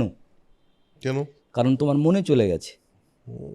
তোমার ভয়, ডায়াবেটিকের মনে ভয় গেঁথে দেওয়া হয়েছে। ডায়াবেটিক মানে কি? ডায়াবেটিক মানে আলসার, ডায়াবেটিক মানে ক্যান্সার, ডায়াবেটিক মানে রক্তে সুগার বেড়ে গেছে, তার মানে মিষ্টি খাওয়া যাবে না, তার মানে এটা, তার মানে ভয় ভয় ভয় ভয় ভয়। তুমি একটা ভয় দিয়ে শুরু হয়েছিল, এখন 2000 ভয় তোমার সঙ্গে ছুটে বেড়াচ্ছে। তুমি ভয় নিয়ে জাগছো, ভয় নিয়ে ঘুমোতে যাচ্ছ, এবং সেই ভয় তোমাকে, ডায়াবেটিক তোমাকে কি মারবে তার 3 গুণ বেশি মেরে ফেলে দেবে তোমাকে ডায়াবেটিক। কারণ তোমার প্রেসক্রিপশনে যেই লিখে দেবে you are a patient of diabetic, সঙ্গে সঙ্গে তুমি গেলে। You are a patient of cancer, you are patient of ulcer, তুমি সঙ্গে সঙ্গে গেলে। সেই জন্য আমার কাছে যারা আসে, আমি ডায়াবেটিক লিখি না, আমি ক্যান্সার লিখি না, আমি আলসার লিখি। আমি শুধু বলি প্রবলেমটা বলুন। কাগজ এরম সমস্ত সব জেরক্স করে নিয়ে আসে, এই টেস্ট রিপোর্ট, আমি লিখলে কিচ্ছু লাগবে না। আপনি বলুন না আপনার কী কষ্ট হচ্ছে, যেটা কষ্ট হচ্ছে সেটা সারিয়ে দেবো, কিন্তু কাগজ দেখালে সারাতে পারবো না, রোগের নাম বলে সারাতে পারবো না। কারণ আমার নাম সমীর কুমার ধারা ছিল, আছে, সেখানে যদি ডায়াবেটিক সমীর ধারা হয়ে যায়, তাহলে কিন্তু সেটা সারানো যাবে না কোনোদিন। কারণ তুমি বাই ডিফল্ট, লোকে বলো না জব করছি আমি, মালা জব করে, তুমি কি জব করছো? সবসময় আমি ডায়াবেটিক, আমি ডায়াবেটিক, তার মানে বলেছে না যথা দৃষ্টি তথা সৃষ্টি। তাহলে তুমি দৃষ্টি কোথায় দিচ্ছ? জ্বরের দিকে, রোগের দিকে, কষ্টের দিকে, দুঃখের দিকে, যন্ত্রণার দিকে। তোমার যন্ত্রণা কি করে মুক্তি পাবে? তুমি চেন্নাই গেলেও মুক্তি পাবে না, বম্বে গেলেও মুক্তি পাবে না। আলটিমেট রেজাল্ট কি? তোমাকে অল্প বয়সে কষ্ট পেতে পেতে মরে যেতে হবে। তাহলে তুমি যদি বাঁচতে চাও, তাহলে প্রথম পদক্ষেপ, ভয় পাওয়া যাবে না, রেগে যাওয়া যাবে না। এটা খুব কঠিন ব্যাপার, কিন্তু খুব সহজ ব্যাপার। আমি যেটা উপলব্ধি করেছি, আমাকে অনেকে এসে প্রশ্ন করে কি করে করব, এর হয় নাকি? এই চারদিকে এত সমস্যা, এত জর্জরিত ব্যাপার, পরীক্ষা, রেজাল্ট, এক্সামিনেশান, উন্নতি, পয়সা, টাকার প্রবলেম, তাহলে কি করে সম্ভব? দেখো, আমাদের ডেট অফ বার্থ আছে, আবার আমাদের কিন্তু ডেট অফ ডেথও আছে। আমাদের প্রবলেম কি? আমরা ভুলে গেছি আমাদের মৃত্যুটা। এখন যদি আমাকে বা তোমাকে বলে দেওয়া যায় যে আজকে বুধবার, আজ সন্ধ্যে 6টার সময় তোমার মৃত্যু, এবার তুমি ভেবে নাও তোমার অ্যাক্টিভিটি কেমন হবে। তুমি কার কার উপর রাগ করবে? কার কার উপরে ভয় পাবে? কিচ্ছু করবো না। তাহলে তার মানে কি? একটা সহজ জিনিস যখন কেউ বুঝে যায় যে এই পৃথিবী থেকে আমাকে চলে যেতে হবে, তাহলে এত বোঝা কেন বাধা? We are mortal, we are not immortal. তাহলে পৃথিবীতে যদি আমাকে চলে যেতে হয়, এবং চলে যাওয়াটা আমার জন্য না, আমার নির্দেশে নয়, আমি এসেছি, আমাকে পাঠিয়েছে, আবার আমাকে নিয়ে যাবে, সেও কিন্তু আমার নির্দেশ বা আমার মতামতের উপর ডিপেন্ড করবে না, সে নিয়ে চলে যাবে। প্রকৃতি, সেদিন আমার বিয়ের দিন হতে পারে, সেদিন আমার হয়তো বাড়িতে হয়তো গৃহপ্রবেশ, সেদিন বলবে সন্ধ্যেবেলা চলো তুমি বাবা, তখন আমরা বলি এ বাবা, উপরওয়ালার কি চোখ নেই রে বাবা, দেখতে পায় না নাকি? আজকে সবে এত কষ্ট করে লোকটা গৃহপ্রবেশ করলো, লোকটা আজই চলে গেল। কারণ পৃথিবীর নিয়মই এটা, তুমি যখন আসবে তুমি তখন যাবে। তার মাঝখানের জীবনটাকে তোমাকে কি করতে হবে? পূর্ণতা পেতে হবে। পূর্ণতা পাওয়া মানে টাকা পয়সা জড়ো করা, সিন্ধুকে তালা দেওয়া, সোনাদানা কেনা নয়। জীবনকে পূর্ণতা দাও। তার কারণ একটা কুকুর হিসেবে জন্মায়, একটা ছাগল হিসেবে জন্মায়, কিন্তু একটা মানুষ হিসেবে জন্মায় না। মানুষকে প্রতিদিন জন্মাতে হয়, ফিজিক্যালি, মেন্টালি, অ্যান্ড তার সঙ্গে সঙ্গে স্পিরিচুয়ালি। তাহলে সেই মানুষটা কিন্তু একটা মহান মানুষ হয় যখন মনের বড় মানুষ, যখন আধ্যাত্মিক বড় মানুষ, সে কিন্তু বড় মানুষ হয়। একটা মানুষ জন্মালেই কিন্তু সে ডাক্তার হয়ে যাবে না, কিশোর কুমার হয়ে যাবে না, বা গায়ক হয়ে যাবে না, বা সে একজন শিল্পী হয়ে যাবে না, তাকে হতে হয়। একটা ছাগল কিন্তু ছাগলই হয়, সে বড় হয়ে দুধ দেবে, সে বাচ্চা তৈরি করবে, তারই ওটাই তার নিয়ম। তার বাইরে সে ব্যবা করবে, কুকুর ঘেউ ঘেউ ঘেউ করবে, গরু হাম্মা করবে, তার পরিবর্তন নেই কিন্তু। সে গলা সাধলেও কিন্তু চেঞ্জ করতে পারবে না। মানুষ কিন্তু প্রতিদিন জন্মাচ্ছে, এবং এই জন্মানোটার জন্যই মানুষের কাছে ব্রেন আছে, মানুষের কাছে মন আছে, সেইটাকে সঠিকভাবে ব্যবহার করতে হবে। সেই জন্য আমার কাছে যখন কোনো মানুষ আসে, তখন তাদেরকে আমি বলি যে আপনি এই যে এত তাড়াহুড়ো করছেন, আমার সংসার আছে, টাকা যদি না থাকে, পৃথিবীতে মানুষ ভয় নিয়ে সারা জীবন কাটিয়ে দিল। ভয়টা তোমার কিসের? পৃথিবীর সব থেকে বড় ভয় মৃত্যু ভয়। হ্যাঁ, তাহলে মৃত্যু তোমার হাতে নেই, তাহলে তুমি তাকে ভয় পাচ্ছ কেন রে বাবা? বাকিটা এমনিই চলে যাবে। আসলে মানুষ কিন্তু মৃত্যুকে না। ভয় পায় না। আসলে প্রবলেমটা হলো এখানেই, যে আমি একটা গল্প লিখেছিলাম এই নিয়ে। আমার মনে হয় এই পৃথিবীতে সত্যি তো একটাই, এটা তো সারা মানে বড় বড় গুণীজনরাও বলে গেছেন, সত্যি একটাই, সে তোমার একদিন মৃত্যু ঘটবে, এর বাইরে পৃথিবীর কোনো কিছু সত্যি না। এবার ভয়টা কি? আমি একটা গল্প লিখেছিলাম, তাতে আমি এইরকমভাবে ভয়টা কি, কালকে আমার বস আমাকে না খুব বকবে, কালকে না আমার বাইরে বেরোবো, আমার যদি অ্যাক্সিডেন্ট হয়ে যাবে, কালকে এই ঘটনাটা আমার সঙ্গে ঘটতে পারে। সমস্তটা কিন্তু একটা ফিকশনাল ঘটনা, যেটা সত্যি নয়। আমরা মাথায় তৈরি করছি এই ঘটনাটা। তুমি দারুণ জিনিস আমাকে মনে করিয়ে দিলে, আমি বলতে ভুলে গেছিলাম। মানুষের ভয় এবং মানুষের রাগ কোথা থেকে আসে? যখন মানুষ অতীত নিয়ে ভাববে, যখন মানুষ ভবিষ্যৎ নিয়ে ভাববে, তখনই মানুষের ওই ঢেউ তৈরি হবে, রাগ তৈরি হবে। তার মানে আমি যদি রাগী মানুষ হই, আমি যদি ভীতু মানুষ হই, আমি তাহলে কে? আমি অতীতের কথা ভাবি বেশি, বা আমি ভবিষ্যতের কথা ভাবি। আমি যদি বর্তমানের কথা ভাবি বা বর্তমানে থাকি, তাহলে কিন্তু আমার রাগ, আমার ভয় থাকবে না। আমি দর্শকদের জন্য বলে দিচ্ছি যে ওদেরও প্রশ্ন থাকে, ওনাদেরও প্রশ্ন থাকে যে আমি রাগ ভয় কি করে থেকে মুক্তি পাবো। বর্তমানে থাকবে না একদম। এই যে তুমি আমি কথা বলছি, কোনো ভয় নেই কিন্তু, না, কোনো রাগ নেই, কোনো অস্কার প্রেজেন্ট, কারণ এখানে কোনো অপেক্ষা বা মানে কোনো রকম আশা বা কোনো রকম ধরনের এক্সপেকটেশন কোনো কিছু নেই। যখনই এই আলোচনাটা শেষ হয়ে যাবে, আমরা যেই এই আলোচনাটাকে এক্সপেক্ট করবো আরও ভালো হওয়া উচিত ছিল, ব্যাস সঙ্গে সঙ্গে আমার মধ্যে কিন্তু একটা ইনফেরিটি কমপ্লেক্স বা একটা কম্পাঙ্গ তৈরি হয়ে গেল। একদম। এবং শুধু তাই না, যদি আমরা এটা ভেবে এই আলোচনাটা শুরু করতাম, কি করে এমন আলোচনা করবো যাতে দর্শকদের দারুণ লাগবে, তাহলে কোনোদিন হতো না। কোনোদিন হতো না। তার মানে ভয় এবং রাগের সৃষ্টির কারণটা হচ্ছে অতীত নিয়ে ভাবা, ভবিষ্যৎ নিয়ে ভাবা। তুমি ভবিষ্যৎ নিয়ে ভাবতে পারো না, তার কারণ ভবিষ্যৎ তোমার জীবনে কোনো দিন আসবে না। তুমি জানোই না ভবিষ্যৎ আসবে না। আসবে না, কেন আসবে না আমি বলছি। এবং তোমার জীবনে অতীতও কোনোদিন নেই, তার কারণ কি? অতীত আমাকে ছাড়িয়ে চলে গেছে। আমি চাইলেও আমি রবিবার ফেরত আনতে পারবো না, তাহলে আমি ভাবছি কেন? আমি চাইলেও কালকে বৃহস্পতিবার আমি ধরে আনতে পারবো না, কারণ কালকে যখন আমি গিয়ে পৌঁছবো আমি বলবো আজ বৃহস্পতিবার, ঠিক, আজ থার্সডে, ঠিক, আজকে বৃহস্পতিবার। সুতরাং আমি কোনোদিন ভবিষ্যৎকে ধরতে পারি না, আমি কোনোদিন অতীতকে টান মারতে পারি না। তার মানে যে মানুষটা প্রচণ্ড ভীতু, সে অতীতকে ধরে টান মারে, যে আগেও আমার সঙ্গে এটা হয়েছে, আবার হতে পারে। যে মানুষটা খুব রাগী, সে ভবিষ্যৎ ধরে টান মারে, ভবিষ্যৎ ধরে টান মারার চেষ্টা করে যে কালকে আমাকে করতে হবেই, আমাকে পেতেই হবে। তুমি দাঁত কিড়িমিড়ি করছো মানে তোমার শরীরে কিন্তু ওই ইলেকট্রোম্যাগনেটিক ওয়েভ তৈরি হয়ে গেল, এবং সেটা কতক্ষণ, কত ঘন্টা, কত মিনিট, কত বছর তুমি নিজেও জানো না। তাহলে এই জিনিসটা কিন্তু শরীরকে ডিস্টার্ব করে দেয়। তো এখান থেকে যেমন আমরা মানসিক এই থেরাপিটা দিই বা এই ব্যাপারটা বলি, এবং তার সঙ্গে সঙ্গে যখনই মানুষ ভয় পাচ্ছে, যখনই মানুষ দুঃখ পাচ্ছে, তার দুটো অর্গান ডিসঅর্ডার হয়ে যায়। একটা তার large intestine, that is call colon, আর একটা তার লিভার। কারণ কোলন যেহেতু লক, তার ফলে ওখানে আমাদের জৈবিক যে কাজ, যেখানে 2.5 কিলো প্রায় গুড ব্যাকটেরিয়া থাকে, তারা কিন্তু সমস্ত নষ্ট হয়ে যায়। তার ফলে খাওয়া হজম হয় না, তার ফলে কনস্টিপেশন, বদহজম, এবং তার জন্য স্টুল পাস হচ্ছে না। তাহলে সেটাকে কেন্দ্র করে একটা problem.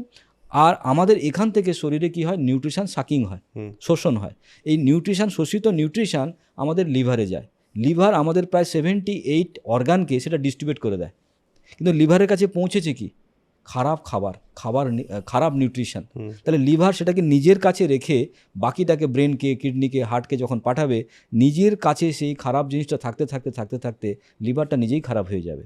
That is call medical terminology fatty liver. আমি জানি যারা ডাক্তার তারা বলবে না না না ফ্যাটি লিভার মানে এটা, ফ্যাটি লিভার মানে অন্য কিছু। কিন্তু আমার পরিভাষা আমি বলছি, সাধারণ মানুষের বোঝা, যখন তোমার খারাপ খাবার, যখন তোমার ভুল খাবার, যখন তোমার বেশি খাবার, তখন তোমার লিভারটা কিন্তু ফ্যাটি লিভার হয়ে যাবে। তাহলে ফ্যাটি লিভার হয়ে যাওয়া মানেই তোমার বদহজম পাকাপাকি হয়ে গেল। আমি রাগ করছি, আমার গ্যাস্ট্রোইন্টেস্টাইন কাজ করছে না, গ্যাস্ট্রোইন্টেস্টাইন কাজ করছে না মানে আমার লিভার খারাপ, আমার লিভার খারাপ মানে কিন্তু আবার আমার বদহজম চালু হয়ে যাবে। তার মানে একটা চক্র সাইকেল তৈরি হয়ে গেল। এই সাইকেলটা যদি 2 বছর, 10 বছর, 20 বছর যায়, তার একটা equal to that is call cancer, diabetic. সেটা এক্স ফ্যাক্টর ডিপেন্ড করে, কার ক্যান্সার হবে, কার আলসার হবে, কার জন্ডিস হবে, কার ফ্যারেঞ্জাইটিস হবে, কার ম্যানেঞ্জাইটিস হবে। এবং এগুলোতে বিভিন্ন ধারণা বা ভাবনা কাজ করে। যেমন আমি যেটা দেখেছি, যদি কারুর ডায়াবেটিক হয়, সে তার ভালোবাসার কথা বা প্রেমের কথা বা মনের কথা যখন চেপে রাখে, যখন তাকে নিয়ে যখন বেশি বেশি করে ভাবে, তখন তার হয় ডায়াবেটিক। মানে ডায়াবেটিকের কারণের সঙ্গে ওর রিলেশন।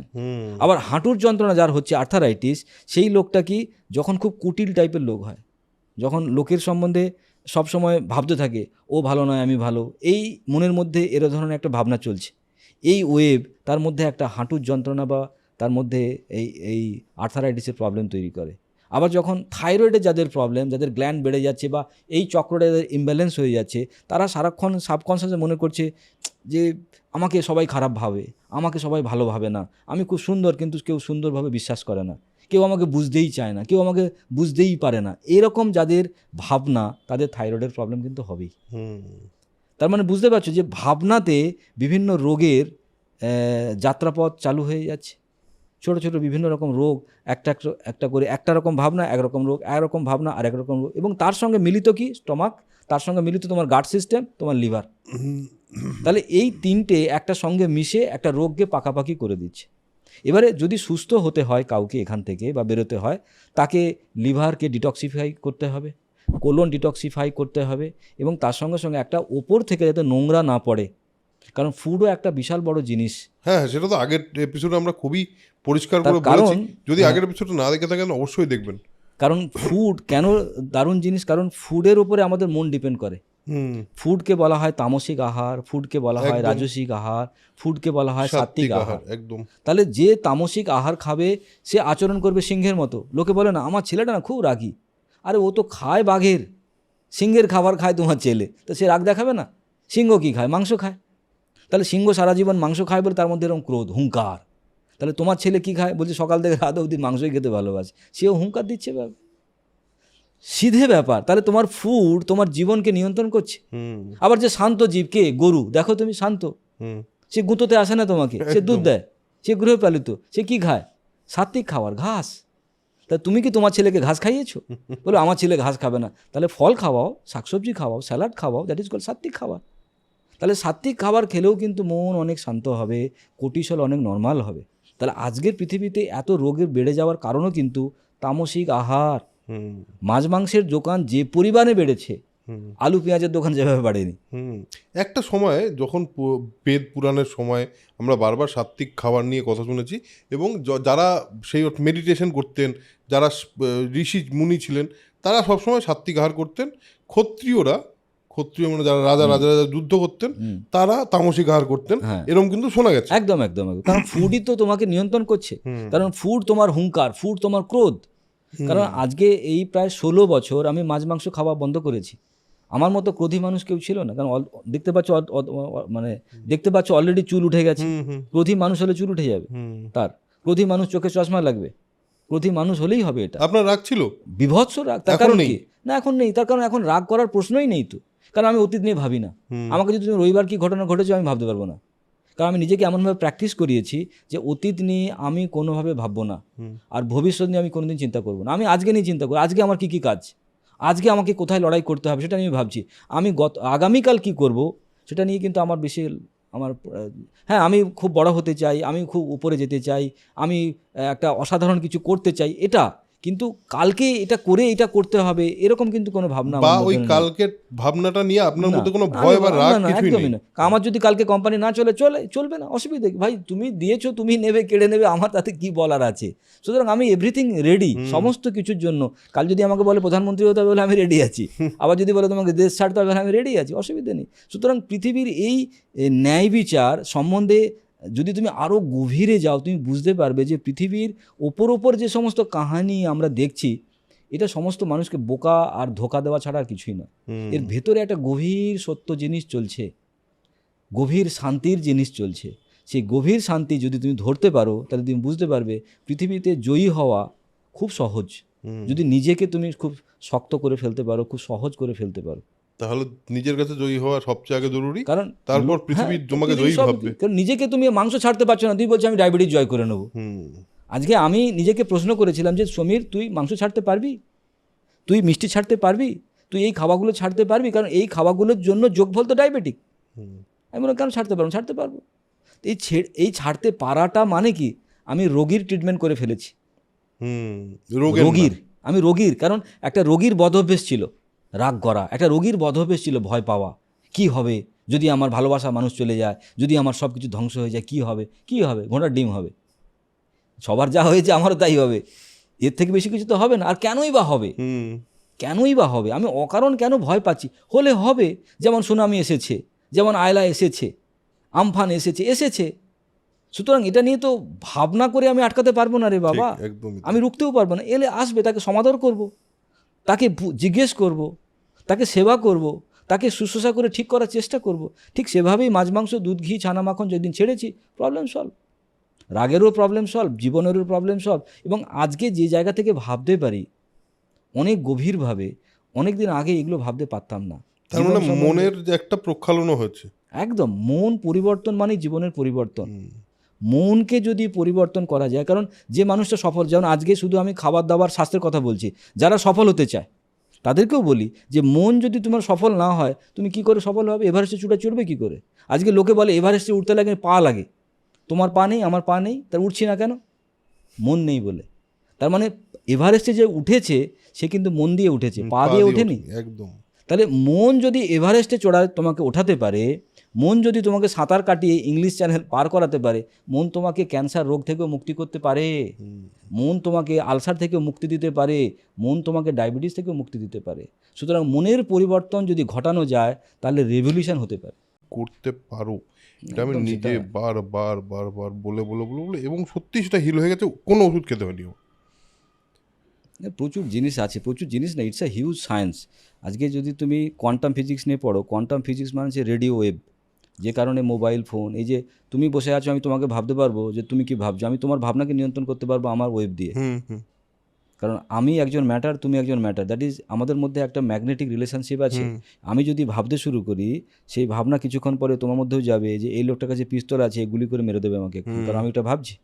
তুমি যদি স্ট্রং লেভেলে যদি আপনি ওটা ভাবেন করে যাও। সুতরাং লোকে বলে না যে পজিটিভ ভাইব, নেগেটিভ ভাইব, বাড়িতে কেউ এসে গেলে তুমি ছুঁলে বুঝতে পারবে যে এই মানুষটা কেমন। একদম তার ভাইব, তার মানে কি, তার ভেতরের ইলেকট্রোম্যাগনেটিক ওয়েভটাই তাকে বুঝিয়ে দেবে যে লোকটা ঠিক সুবিধের না, লোকটা ঠিক জমছে না।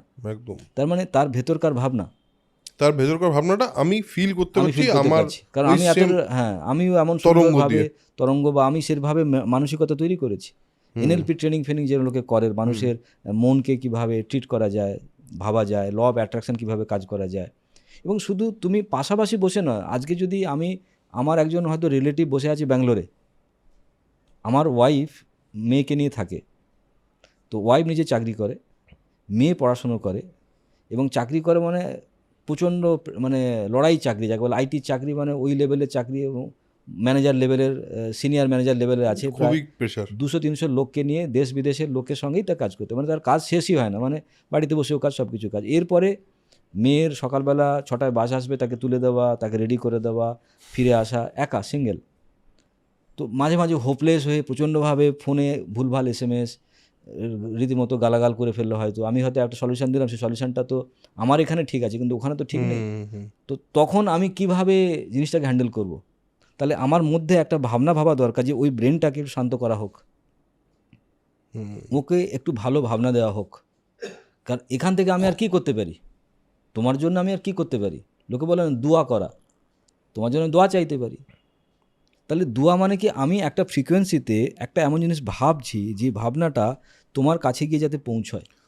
যেমন করে লোকে ভগবানের কাছে প্রার্থনা করে, প্রার্থনা ইজ অ্যানাদার মিনিং, বাট প্রার্থনা রেজাল্ট দেয় অন্য জিনিস। তার কারণ প্রার্থনা ইজ আ ওয়েভ। আমার ভেতরের থেকে আমি একটা ওয়েভ সৃষ্টি করছি, যে ওয়েভটা এই মহাবিশ্বে যাচ্ছে, মহাবিশ্বে পৌঁছে এরকম কোনো ওয়েভের সঙ্গে যুক্ত হয়ে যাকে আমাকে হিল করার ব্যবস্থা করবে বা আমাকে হেল্প করবে। আমার জীবনে বহুবার হচ্ছে, আমার জীবনে এরকম প্রচুর বার হয়েছে যে ধরো কেউ একটা পার্টিকুলারলি ধরুন আমার সঙ্গে তার একটা সমস্যা আছে, আমি 3 দিন ধরে কন্টিনিউয়াসলি ওই ভাইবটাকে ক্রিয়েট করে তার সঙ্গে ওই সমস্যাটা উইদাউট টকিং, তার সঙ্গে কথা না বলে সমাধান করার চেষ্টা হচ্ছে। এবং যখন দেখা হয়েছে আমি বুঝে গেছি সমস্যাটা সমাধান হয়ে গেছে, তার ফোন চলে এসছে, এরকমও হয়েছে। সুতরাং এটা কিন্তু মানে সাইন্টিফিক, সাইন্টিফিক একদম সাইন্টিফিক, এবং এটাকে Scientific. যদি কেউ বিশ্বাস না করে সে জীবনের একটা বড় জিনিস মিস করছে। কোয়ান্টাম ফিজিক্সের কি, যেমন কি ম্যাগনেটিক চুম্বক আছে, হ্যাঁ। চুম্বকীয় শক্তি আছে, এই পৃথিবীতে অদৃশ্য শক্তি ভরে পড়ে আছে। হ্যাঁ হ্যাঁ, এবার তুমি সেই কোন শক্তিতে নিজেকে কানেক্ট করাচ্ছ, সেই শক্তি তোমার কাজ করছে। একদম। আমরা আজকের পার্টিকুলার এই আলোচনাটার মধ্যে এমন এমন কিছু জিনিস অ্যাড্রেস করলেন উনি, তাতে আমার মনে হয় যেটা খুব সবচেয়ে ইম্পর্ট্যান্ট ব্যাপার সেটা হলো আজকের দিনে দাঁড়িয়ে মানে পাশ্চাত্য সভ্যতা প্রচুর বারবার বলছে মেন্টাল হেলথ নিয়ে কথা বলতে, মেন্টাল হেলথ নিয়ে জিনিস করতে। তার কারণ এটা তো খুব প্রমাণিত সত্য যে মনের জিনিস বা মন যা ভাবে সেটা শরীরের উপর এফেক্ট করে।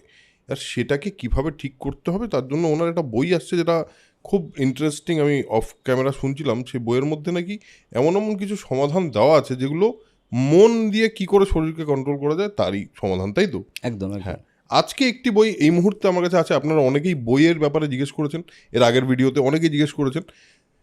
এই বইটার নাম হলো খাবার যখন ওষুধ। এইটা নিয়ে আগের আমাদের এপিসোডটাতে এটাই আমাদের প্রধান বক্তব্য ছিল, যে ওনার পরিষ্কার বক্তব্য ছিল যে একটা খাবার, ভালো খাবার বা সুস্থ খাবার বা সঠিক খাবার প্রধানত যদি মানুষ খেতে পারে তাহলে সেটা ওষুধের হিসেবে মতো কাজ সেটা করতে ওষুধের হিসেবে। এই বইটা কিনতে কোথা থেকে পারবে যদি কেউ কিনতে চায়? কলেজ স্ট্রিট পাড়া থেকে পাবে, দেজ পাবলিশ থেকে পাবে, প্লাস ধারাসমীর.com থেকে পাবে। আমরা এই লিঙ্কটা বা যদি লিঙ্ক থাকে আমরা নিচে দিয়ে দেবো, সেখান থেকে তারা গিয়ে অনলাইন কিনতে পারবে, তাই তো? একদম একদম। আচ্ছা, আর নেক্সট বইটা? নেক্সট বই যেমন দ্য লাস্ট ডক্টর, আজকেই প্রেসে প্রিন্ট হচ্ছে। আচ্ছা, the last doctor. Last doctor means আমরা এত ডক্টরের কথা ভাবি, ডক্টরের ফোন নাম্বার রাখার চেষ্টা করি, বেসিক্যালি ডক্টর আমাদের ভেতরে আছে। তো সেটাকে যদি কেউ বুঝতে পারে তাহলে তার ডক্টর আর লাগবে না, কারণ সে তার নিজের doctor. So that is call the last doctor এই বইটার পরে জানুয়ারি মাসের মধ্যে বুক ফেয়ারের আগে একটা বই আসছে, রাম ও রাবণ শরীর মন। তার মানে রাম রাবণের যে লড়াই আমরা জেনেছি, শরীর মনের সেই লড়াই, সেখানে জিতেছে কে? রাম। আমাদেরও জিততে হবে রাম। রাম মানে হচ্ছে আমাদের শরীর, আর রাবণ হচ্ছে আমাদের মন।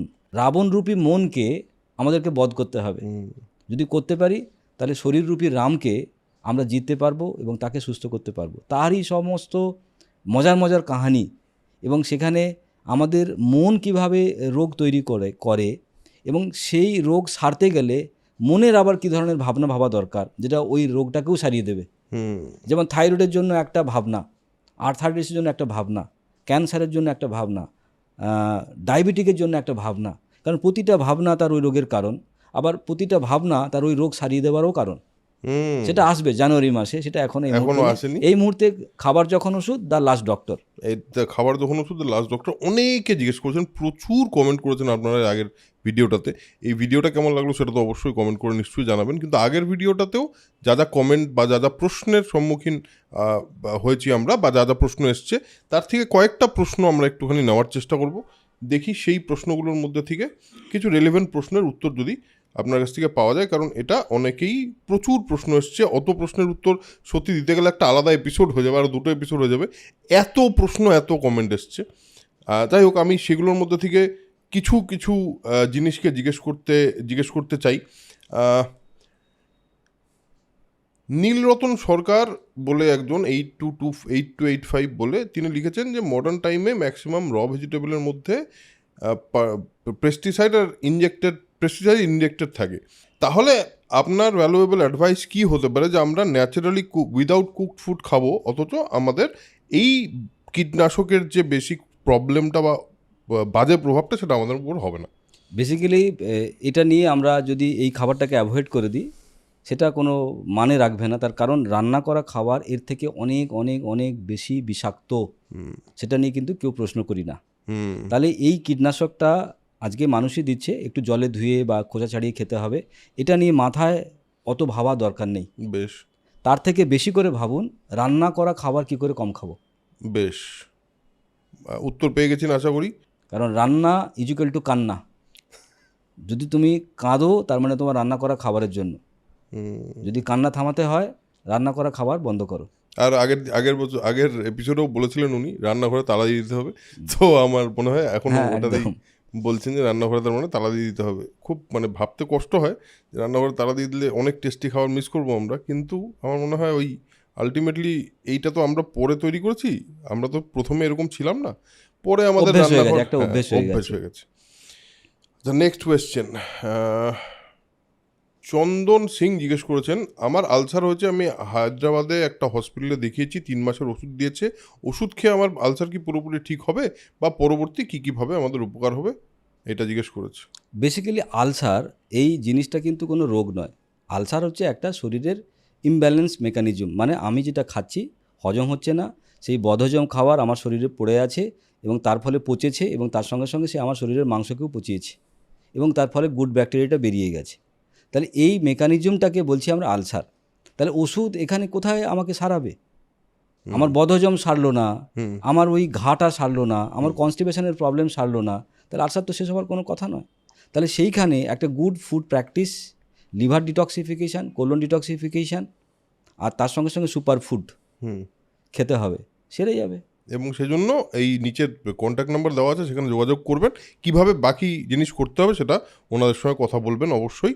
আচ্ছা, আরেকটা প্রশ্ন আছে, সাধনা রয়, আমার বয়স 55 বছর, গত বছর 26শে জানুয়ারি 2023-এ ব্রেন স্ট্রোক হয়ে প্যারালাইসিস হয়ে গেছি, বাঁ হাতে বাঁ পায়ের প্যারালাইসিস হয়ে গেছে, ঘরে শুয়ে বিছানায় শুয়ে জীবন কাটাচ্ছি, এর চিকিৎসা হবে কিনা, চিকিৎসা হলে কিভাবে হতে পারে একটু জানাবেন। প্যারালাইসিস মানে আমরা যেটাকে ভেবে নিয়েছি, এটা প্যারালাইসিস নয়।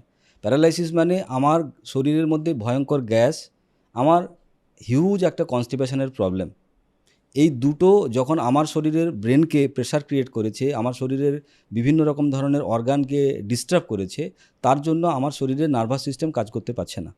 তাহলে আমি যদি আমার কোলনকে রিল্যাক্স করি, আমার শরীরের লিভারকে রিল্যাক্স করি এবং ওপর থেকে যাতে নোংরা না আসে তার জন্য আবার সঠিক খাবার দাবার খাই, এবং এই কয়েকদিন আমাকে কিছু সুপার ফুড নিতে হবে, সেগুলো যদি আমি ঠিকমতো নিই, তাহলে এই প্যারালাইসিস রুগীও কথা বলতে পারবে, চলে বেড়াতে পারবে, দৌড়াতেও পারবে। কারণ আমার কাছে প্রচুর প্যারালাইসিস পেশেন্ট এসেছেন, আসেন এবং এখনও আমার চিকিৎসাধীন আছেন, তাদের প্রত্যেকেই 100% তারা রেজাল্ট পেয়েছে প্রেশারের ক্ষেত্রে, মানে এই প্যারালাইসিসের ক্ষেত্রে।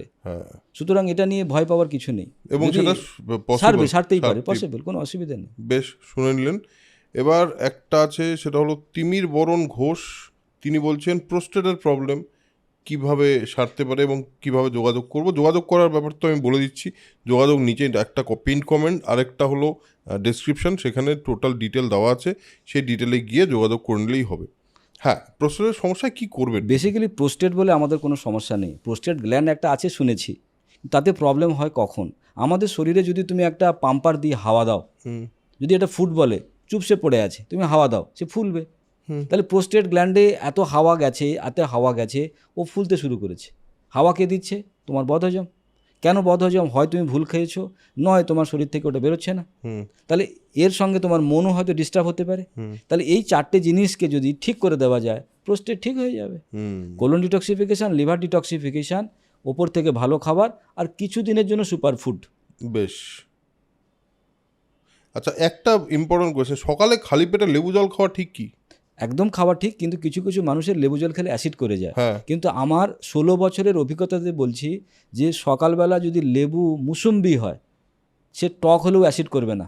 আচ্ছা, তাতেও ভিটামিন সি আছে, আমলকিতেও ভিটামিন সি আছে, কমলা লেবুতেও ভিটামিন সি আছে, পাতিলেবুতেও ভিটামিন সি আছে, কিন্তু মুসুম্বি এমন ভিটামিন সি যাতে আমার শরীরে অ্যাসিডিটি করে না, সেই জন্য চোখ বন্ধ করে আমরা খালি পেটে মুসুম্বি খেতে পারি, কোনো অসুবিধা নেই। নার্ভের সমস্যায়ও সেম সমাধান, তার মানে একজন জিজ্ঞেস করেছেন মলি দাস, তিনি বোধহয় নার্ভের সমস্যার কথা জিজ্ঞেস করেছেন। তো আপনি আজকের ভিডিও দেখলে বোধহয় আপনার পক্ষে ব্যাপারটা বোঝা সুবিধা হবে। ডাক্তারবাবু পরিষ্কারভাবেই বিভিন্ন রকমভাবে এক্সপ্লেন করে দিয়েছেন কি কি জায়গায় প্রবলেম হতে পারে, তাই মানে আলাদা করে তো কিছু বলার নেই, দরকার নেই। Colon detoxification, liver detoxification, super food এবং তার সঙ্গে সঙ্গে একটা প্রপার ফুড প্ল্যান। আচ্ছা, থাইরয়েডের কথা জিজ্ঞেস করেছে অনেকে, থাইরয়েডে ভুগছি, ওষুধ খাই প্রত্যেক দিন, এটাকে কী করে ঠিক করবো? বেসিক্যালি ওই একই, থাইরয়েড বলে কোনো রোগ নেই, এটা হচ্ছে 3টে সমস্যার একটা রোগের নামকরণ করে দেওয়া হয়েছে, দ্যাট ইজ কল থাইরয়েড। 3টে রোগ কি? একটা রোগ প্রথম কনস্টিপেশন, 2টো রোগ আমার লিভার কাজ করে না, 3টে রোগ আমার গাট সিস্টেম ভালো নেই, মানে লিভার আর গাট সিস্টেম ভালো নেই, আর তার সঙ্গে যেটা যুক্ত হয়েছে আমার এক্সেসিভ রাগ, এক্সেসিভ ক্রোধ, এক্সেসিভ অভিমান, মানে মনের এমন একটা অবস্থা, আমি কাঁদছি, আমি রেগে গেছি, আমি কাউকে বলতে পারছি না, সাপ্রেস করা। সেইগুলো মিলে কিন্তু থাইরয়েড। হুম হুম হুম তার মানে থাইরয়েডের একটা ওষুধ খেলাম টপাং করে আর T3 T4 কমে গেলে এরকম হবে না। তাহলে কোলন ডিটক্সিফিকেশান, লিভার ডিটক্সিফিকেশান, তার সঙ্গে সুপারফুড এবং তার সঙ্গে মানসিক একটা পিস। হুম আর এই রকম যদি আমরা 1 মাস করতে পারি, থাইরয়েডের মেডিসিন বন্ধ। হুম হাজার হাজার মানুষের বন্ধ হয়ে গেছে, ওনারও বন্ধ হয়ে যাবে। বেশ, আমার মনে হয় আমরা একটা এপিসোডের এন্ড অবধি এলাম, যেই এপিসোডটায় আমরা এর আগের এপিসোডটায় দেখেছি আপনাদের প্রচুর ভালোবাসা। আশা করি আপনাদের এই এপিসোডটা অতটাই ভালো লাগবে। আচ্ছা, আমরা প্রশ্নের উত্তর দিলাম। এবার যেটা আগেরবারও করেছিলাম এবারও করতে চাই, সেটা হলো 3টে টিপস নিতে চাই আপনার কাছ থেকে দর্শকদের জন্য, যে তারা কি কি করলে 3টে জিনিস করতে হবে তাদের প্রতিদিন, 3টে জিনিস যেটাতে তাদের জীবন মানে মন, শরীর এবং স্বাস্থ্য 3টেই ঠিক থাকে। বেসিক্যালি যদি প্রথম টিপসটা বলতে হয়, বাঁচা ইজুকাল টু কাঁচা। হুম মানে আমি যদি বাঁচতে চাই তাহলে আমাকে কাঁচা খাবার খেতে হবে বেশ, যতটা সম্ভব। যতটা কি করে পাবো, কেমন করে পাবো, সে প্রশ্নে আমি যাচ্ছি না। বাঁচা ইজুকাল টু কাঁচা। হুম সেকেন্ড টিপস, যদি না হতে চাই বরবাদ, তাহলে আমাকে দিতে হবে ধন্যবাদ। কারণ পৃথিবীতে ধন্যবাদ এমন একটা জিনিস, ফরগিভ, ক্ষমা করে দেওয়া, ধন্যবাদ করা, আমি শান্ত হয়ে যাব। এই যে অশান্ত শরীর, অশান্ত মন, তাহলে আমাকে শান্ত করতে গেলে ধন্যবাদ দিতে হবে সবাইকে। আমি বাবাকে, মাকে, স্ত্রীকে, কাজের লোককে, দোকানদারকে, সবাইকে ধন্যবাদ। কারণ তারা আছে বলেই আমার জীবন এত সুন্দর। হুম তারা যদি না থাকতো আমার জীবন হয়তো আরও কঠিনতম হতে পারত। ঠিক। আর 3 নম্বর টিপস, জীবনের এক প্রান্ত থেকে আরেক প্রান্ত তোমাকে থাকতে হবে শান্ত। কারণ তুমি যদি অশান্ত হও, তোমার নৌকায় ঢেউ ঢেউ লাগবে, আর নৌকা তখন ডুবে যাবে। সুতরাং আমরা কেউ চাই না নৌকা ডুবে যাক খুব জলদি জলদি। সুতরাং শান্ত, শান্তি, না অতীত না ভবিষ্যৎ, শুধুমাত্র বর্তমান। জীবনে কিছু হারাবার নেই, কারণ সবই জীবনে পাওয়া। কারণ এই পৃথিবী আমাকে দেবে, সেই জন্য পৃথিবীতে আমার আশা। তাহলে এরকম যদি আমরা মানসিকতা রাখি, আমরা সুস্থ থাকব। বেশ, খুবই সুন্দর 3টে টিপস। এবং এই 3টে টিপসের সঙ্গে বা এই পুরো এপিসোডটার সঙ্গে আমাদের যে বেসিক লাইন অফ থট, সেটা হলো স্প্রেড নলেজ, স্প্রেড পজিটিভিটি, সেটা খুব মিলে যায় এই পুরো এপিসোডটার সঙ্গে। কারণ এই পুরো এপিসোডটার মধ্যে একটা পজিটিভ ভাবনা দেওয়ার চেষ্টা উনি করলেন, এবং আমার অবধি তো দুর্দান্তভাবে পৌঁছলো যে সব কিছুর বাইরে এই সব কিছু, পৃথিবীর যত অসুস্থতা, যত কিছু, এই সমস্ত ভয়, এই সমস্ত একটা চারিদিকে একটা বিভিন্ন রকম, যে এই অসুস্থ হয়ে যাচ্ছে, ও অসুস্থ হয়ে যাচ্ছে, এই সব কিছুর বাইরে কিন্তু আসলে পৃথিবীতে একটা পজিটিভ জায়গা বা পজিটিভ থিঙ্কিংয়ের জায়গা খুবই আছে। এবং উনি যেটা লাস্ট যে 3টে কথা বললেন, সে 3টে কথা কিন্তু আপনার মেন্টাল হেলথের জন্য, আপনার মেন্টাল হেলথ মানে মন যদি ঠিক থাকে, তাহলে ডাক্তারবাবু যেরকম বললেন যে বাকি সবটাও ঠিক থাকবে। আশা করি আজকের এপিসোডও আপনাদের ভালো লেগেছে। যেরকম আগের এপিসোডটায় আপনারা রিয়্যাক্ট করেছিলেন, খুবই আনন্দ পেয়েছি আমি এবং ডক্টর সমীর কুমার ধারা দুজনেই আমরা খুবই আনন্দ পেয়েছি। এরকম এত মানুষের ভালোবাসা পেয়ে, মানুষের ভালোবাসা পেতে কার না ভালো লাগে। আজকের এপিসোডটা এখানেই শেষ করব, কারণ এই এপিসোডগুলো আশা করি এর ভবিষ্যতে আরও একটা বিষয় নিয়ে, আরও একটা বই নিয়ে, যে 2টো বইয়ের কথা বললেন, যে 3টে বইয়ের কথা ইনফ্যাক্ট বললেন, একটা পরবর্তীতে আসছে এই খাবার দোকান ওষুধ আর লাস্ট ডক্টর, সেটা দুটো ইমিডিয়েটলি অ্যাভেলেবেল হয়ে যাবে। আজকে প্রিন্ট হচ্ছে বললেন লাস্ট ডক্টরটা, মানে আজকে যে ডেটে শ্যুট হচ্ছে সেই ডেটে, সেটা আমি যখন এপিসোড বেরোবে তখন নিশ্চয়ই অ্যাভেলেবেল হয়ে যাবে। এই 2টো বই অলরেডি অ্যাভেলেবেল। আপনাদের যদি কোনো প্রশ্ন আরও থেকে থাকে, তাহলে এই বইগুলো থেকে কিন্তু সেই আনসারটা আরও ইজিলি পাওয়া যাবে, আরও ক্লিয়ারলি পাওয়া যাবে। কারণ খুব ডিটেলে লেখা বইগুলো, আমি নিজেও পড়ছিলাম, দেখছিলাম বইটা, খুবই ডিটেলে লেখা। তো আজকের এপিসোডের যদি কোনো প্রশ্ন থাকে, যদি কোনোভাবে ডাক্তারবাবুর সঙ্গে যোগাযোগ করতে চান, কীভাবে যোগাযোগ করবেন তার ডিটেল নিচে দেওয়া আছে। আর যদি মনে হয় যে কোনো রকম প্রশ্ন আপনাদের কাছে আছে, কমেন্টে অবশ্যই সেই প্রশ্নগুলো করবেন। আমরা চেষ্টা করব যদি পরবর্তীতে আরেকটা এপিসোড করি, সেখানে নিশ্চয়ই সেই প্রশ্নের উত্তর দেওয়া, যেভাবে আজকে বেশ কিছু প্রশ্নের উত্তর দেওয়ার চেষ্টা করলাম। বাট আশা করি অনেক প্রশ্নের উত্তর আপনারা অলরেডি এই এপিসোড থেকে পেয়ে গেছেন। সো আজকের এপিসোড এখানেই শেষ করব। Thank you doctor Samir Kumar Dhara for coming again. খুবই ভালো লাগলো, দারুণ একটা সেশন এনজয় করলাম আমরা।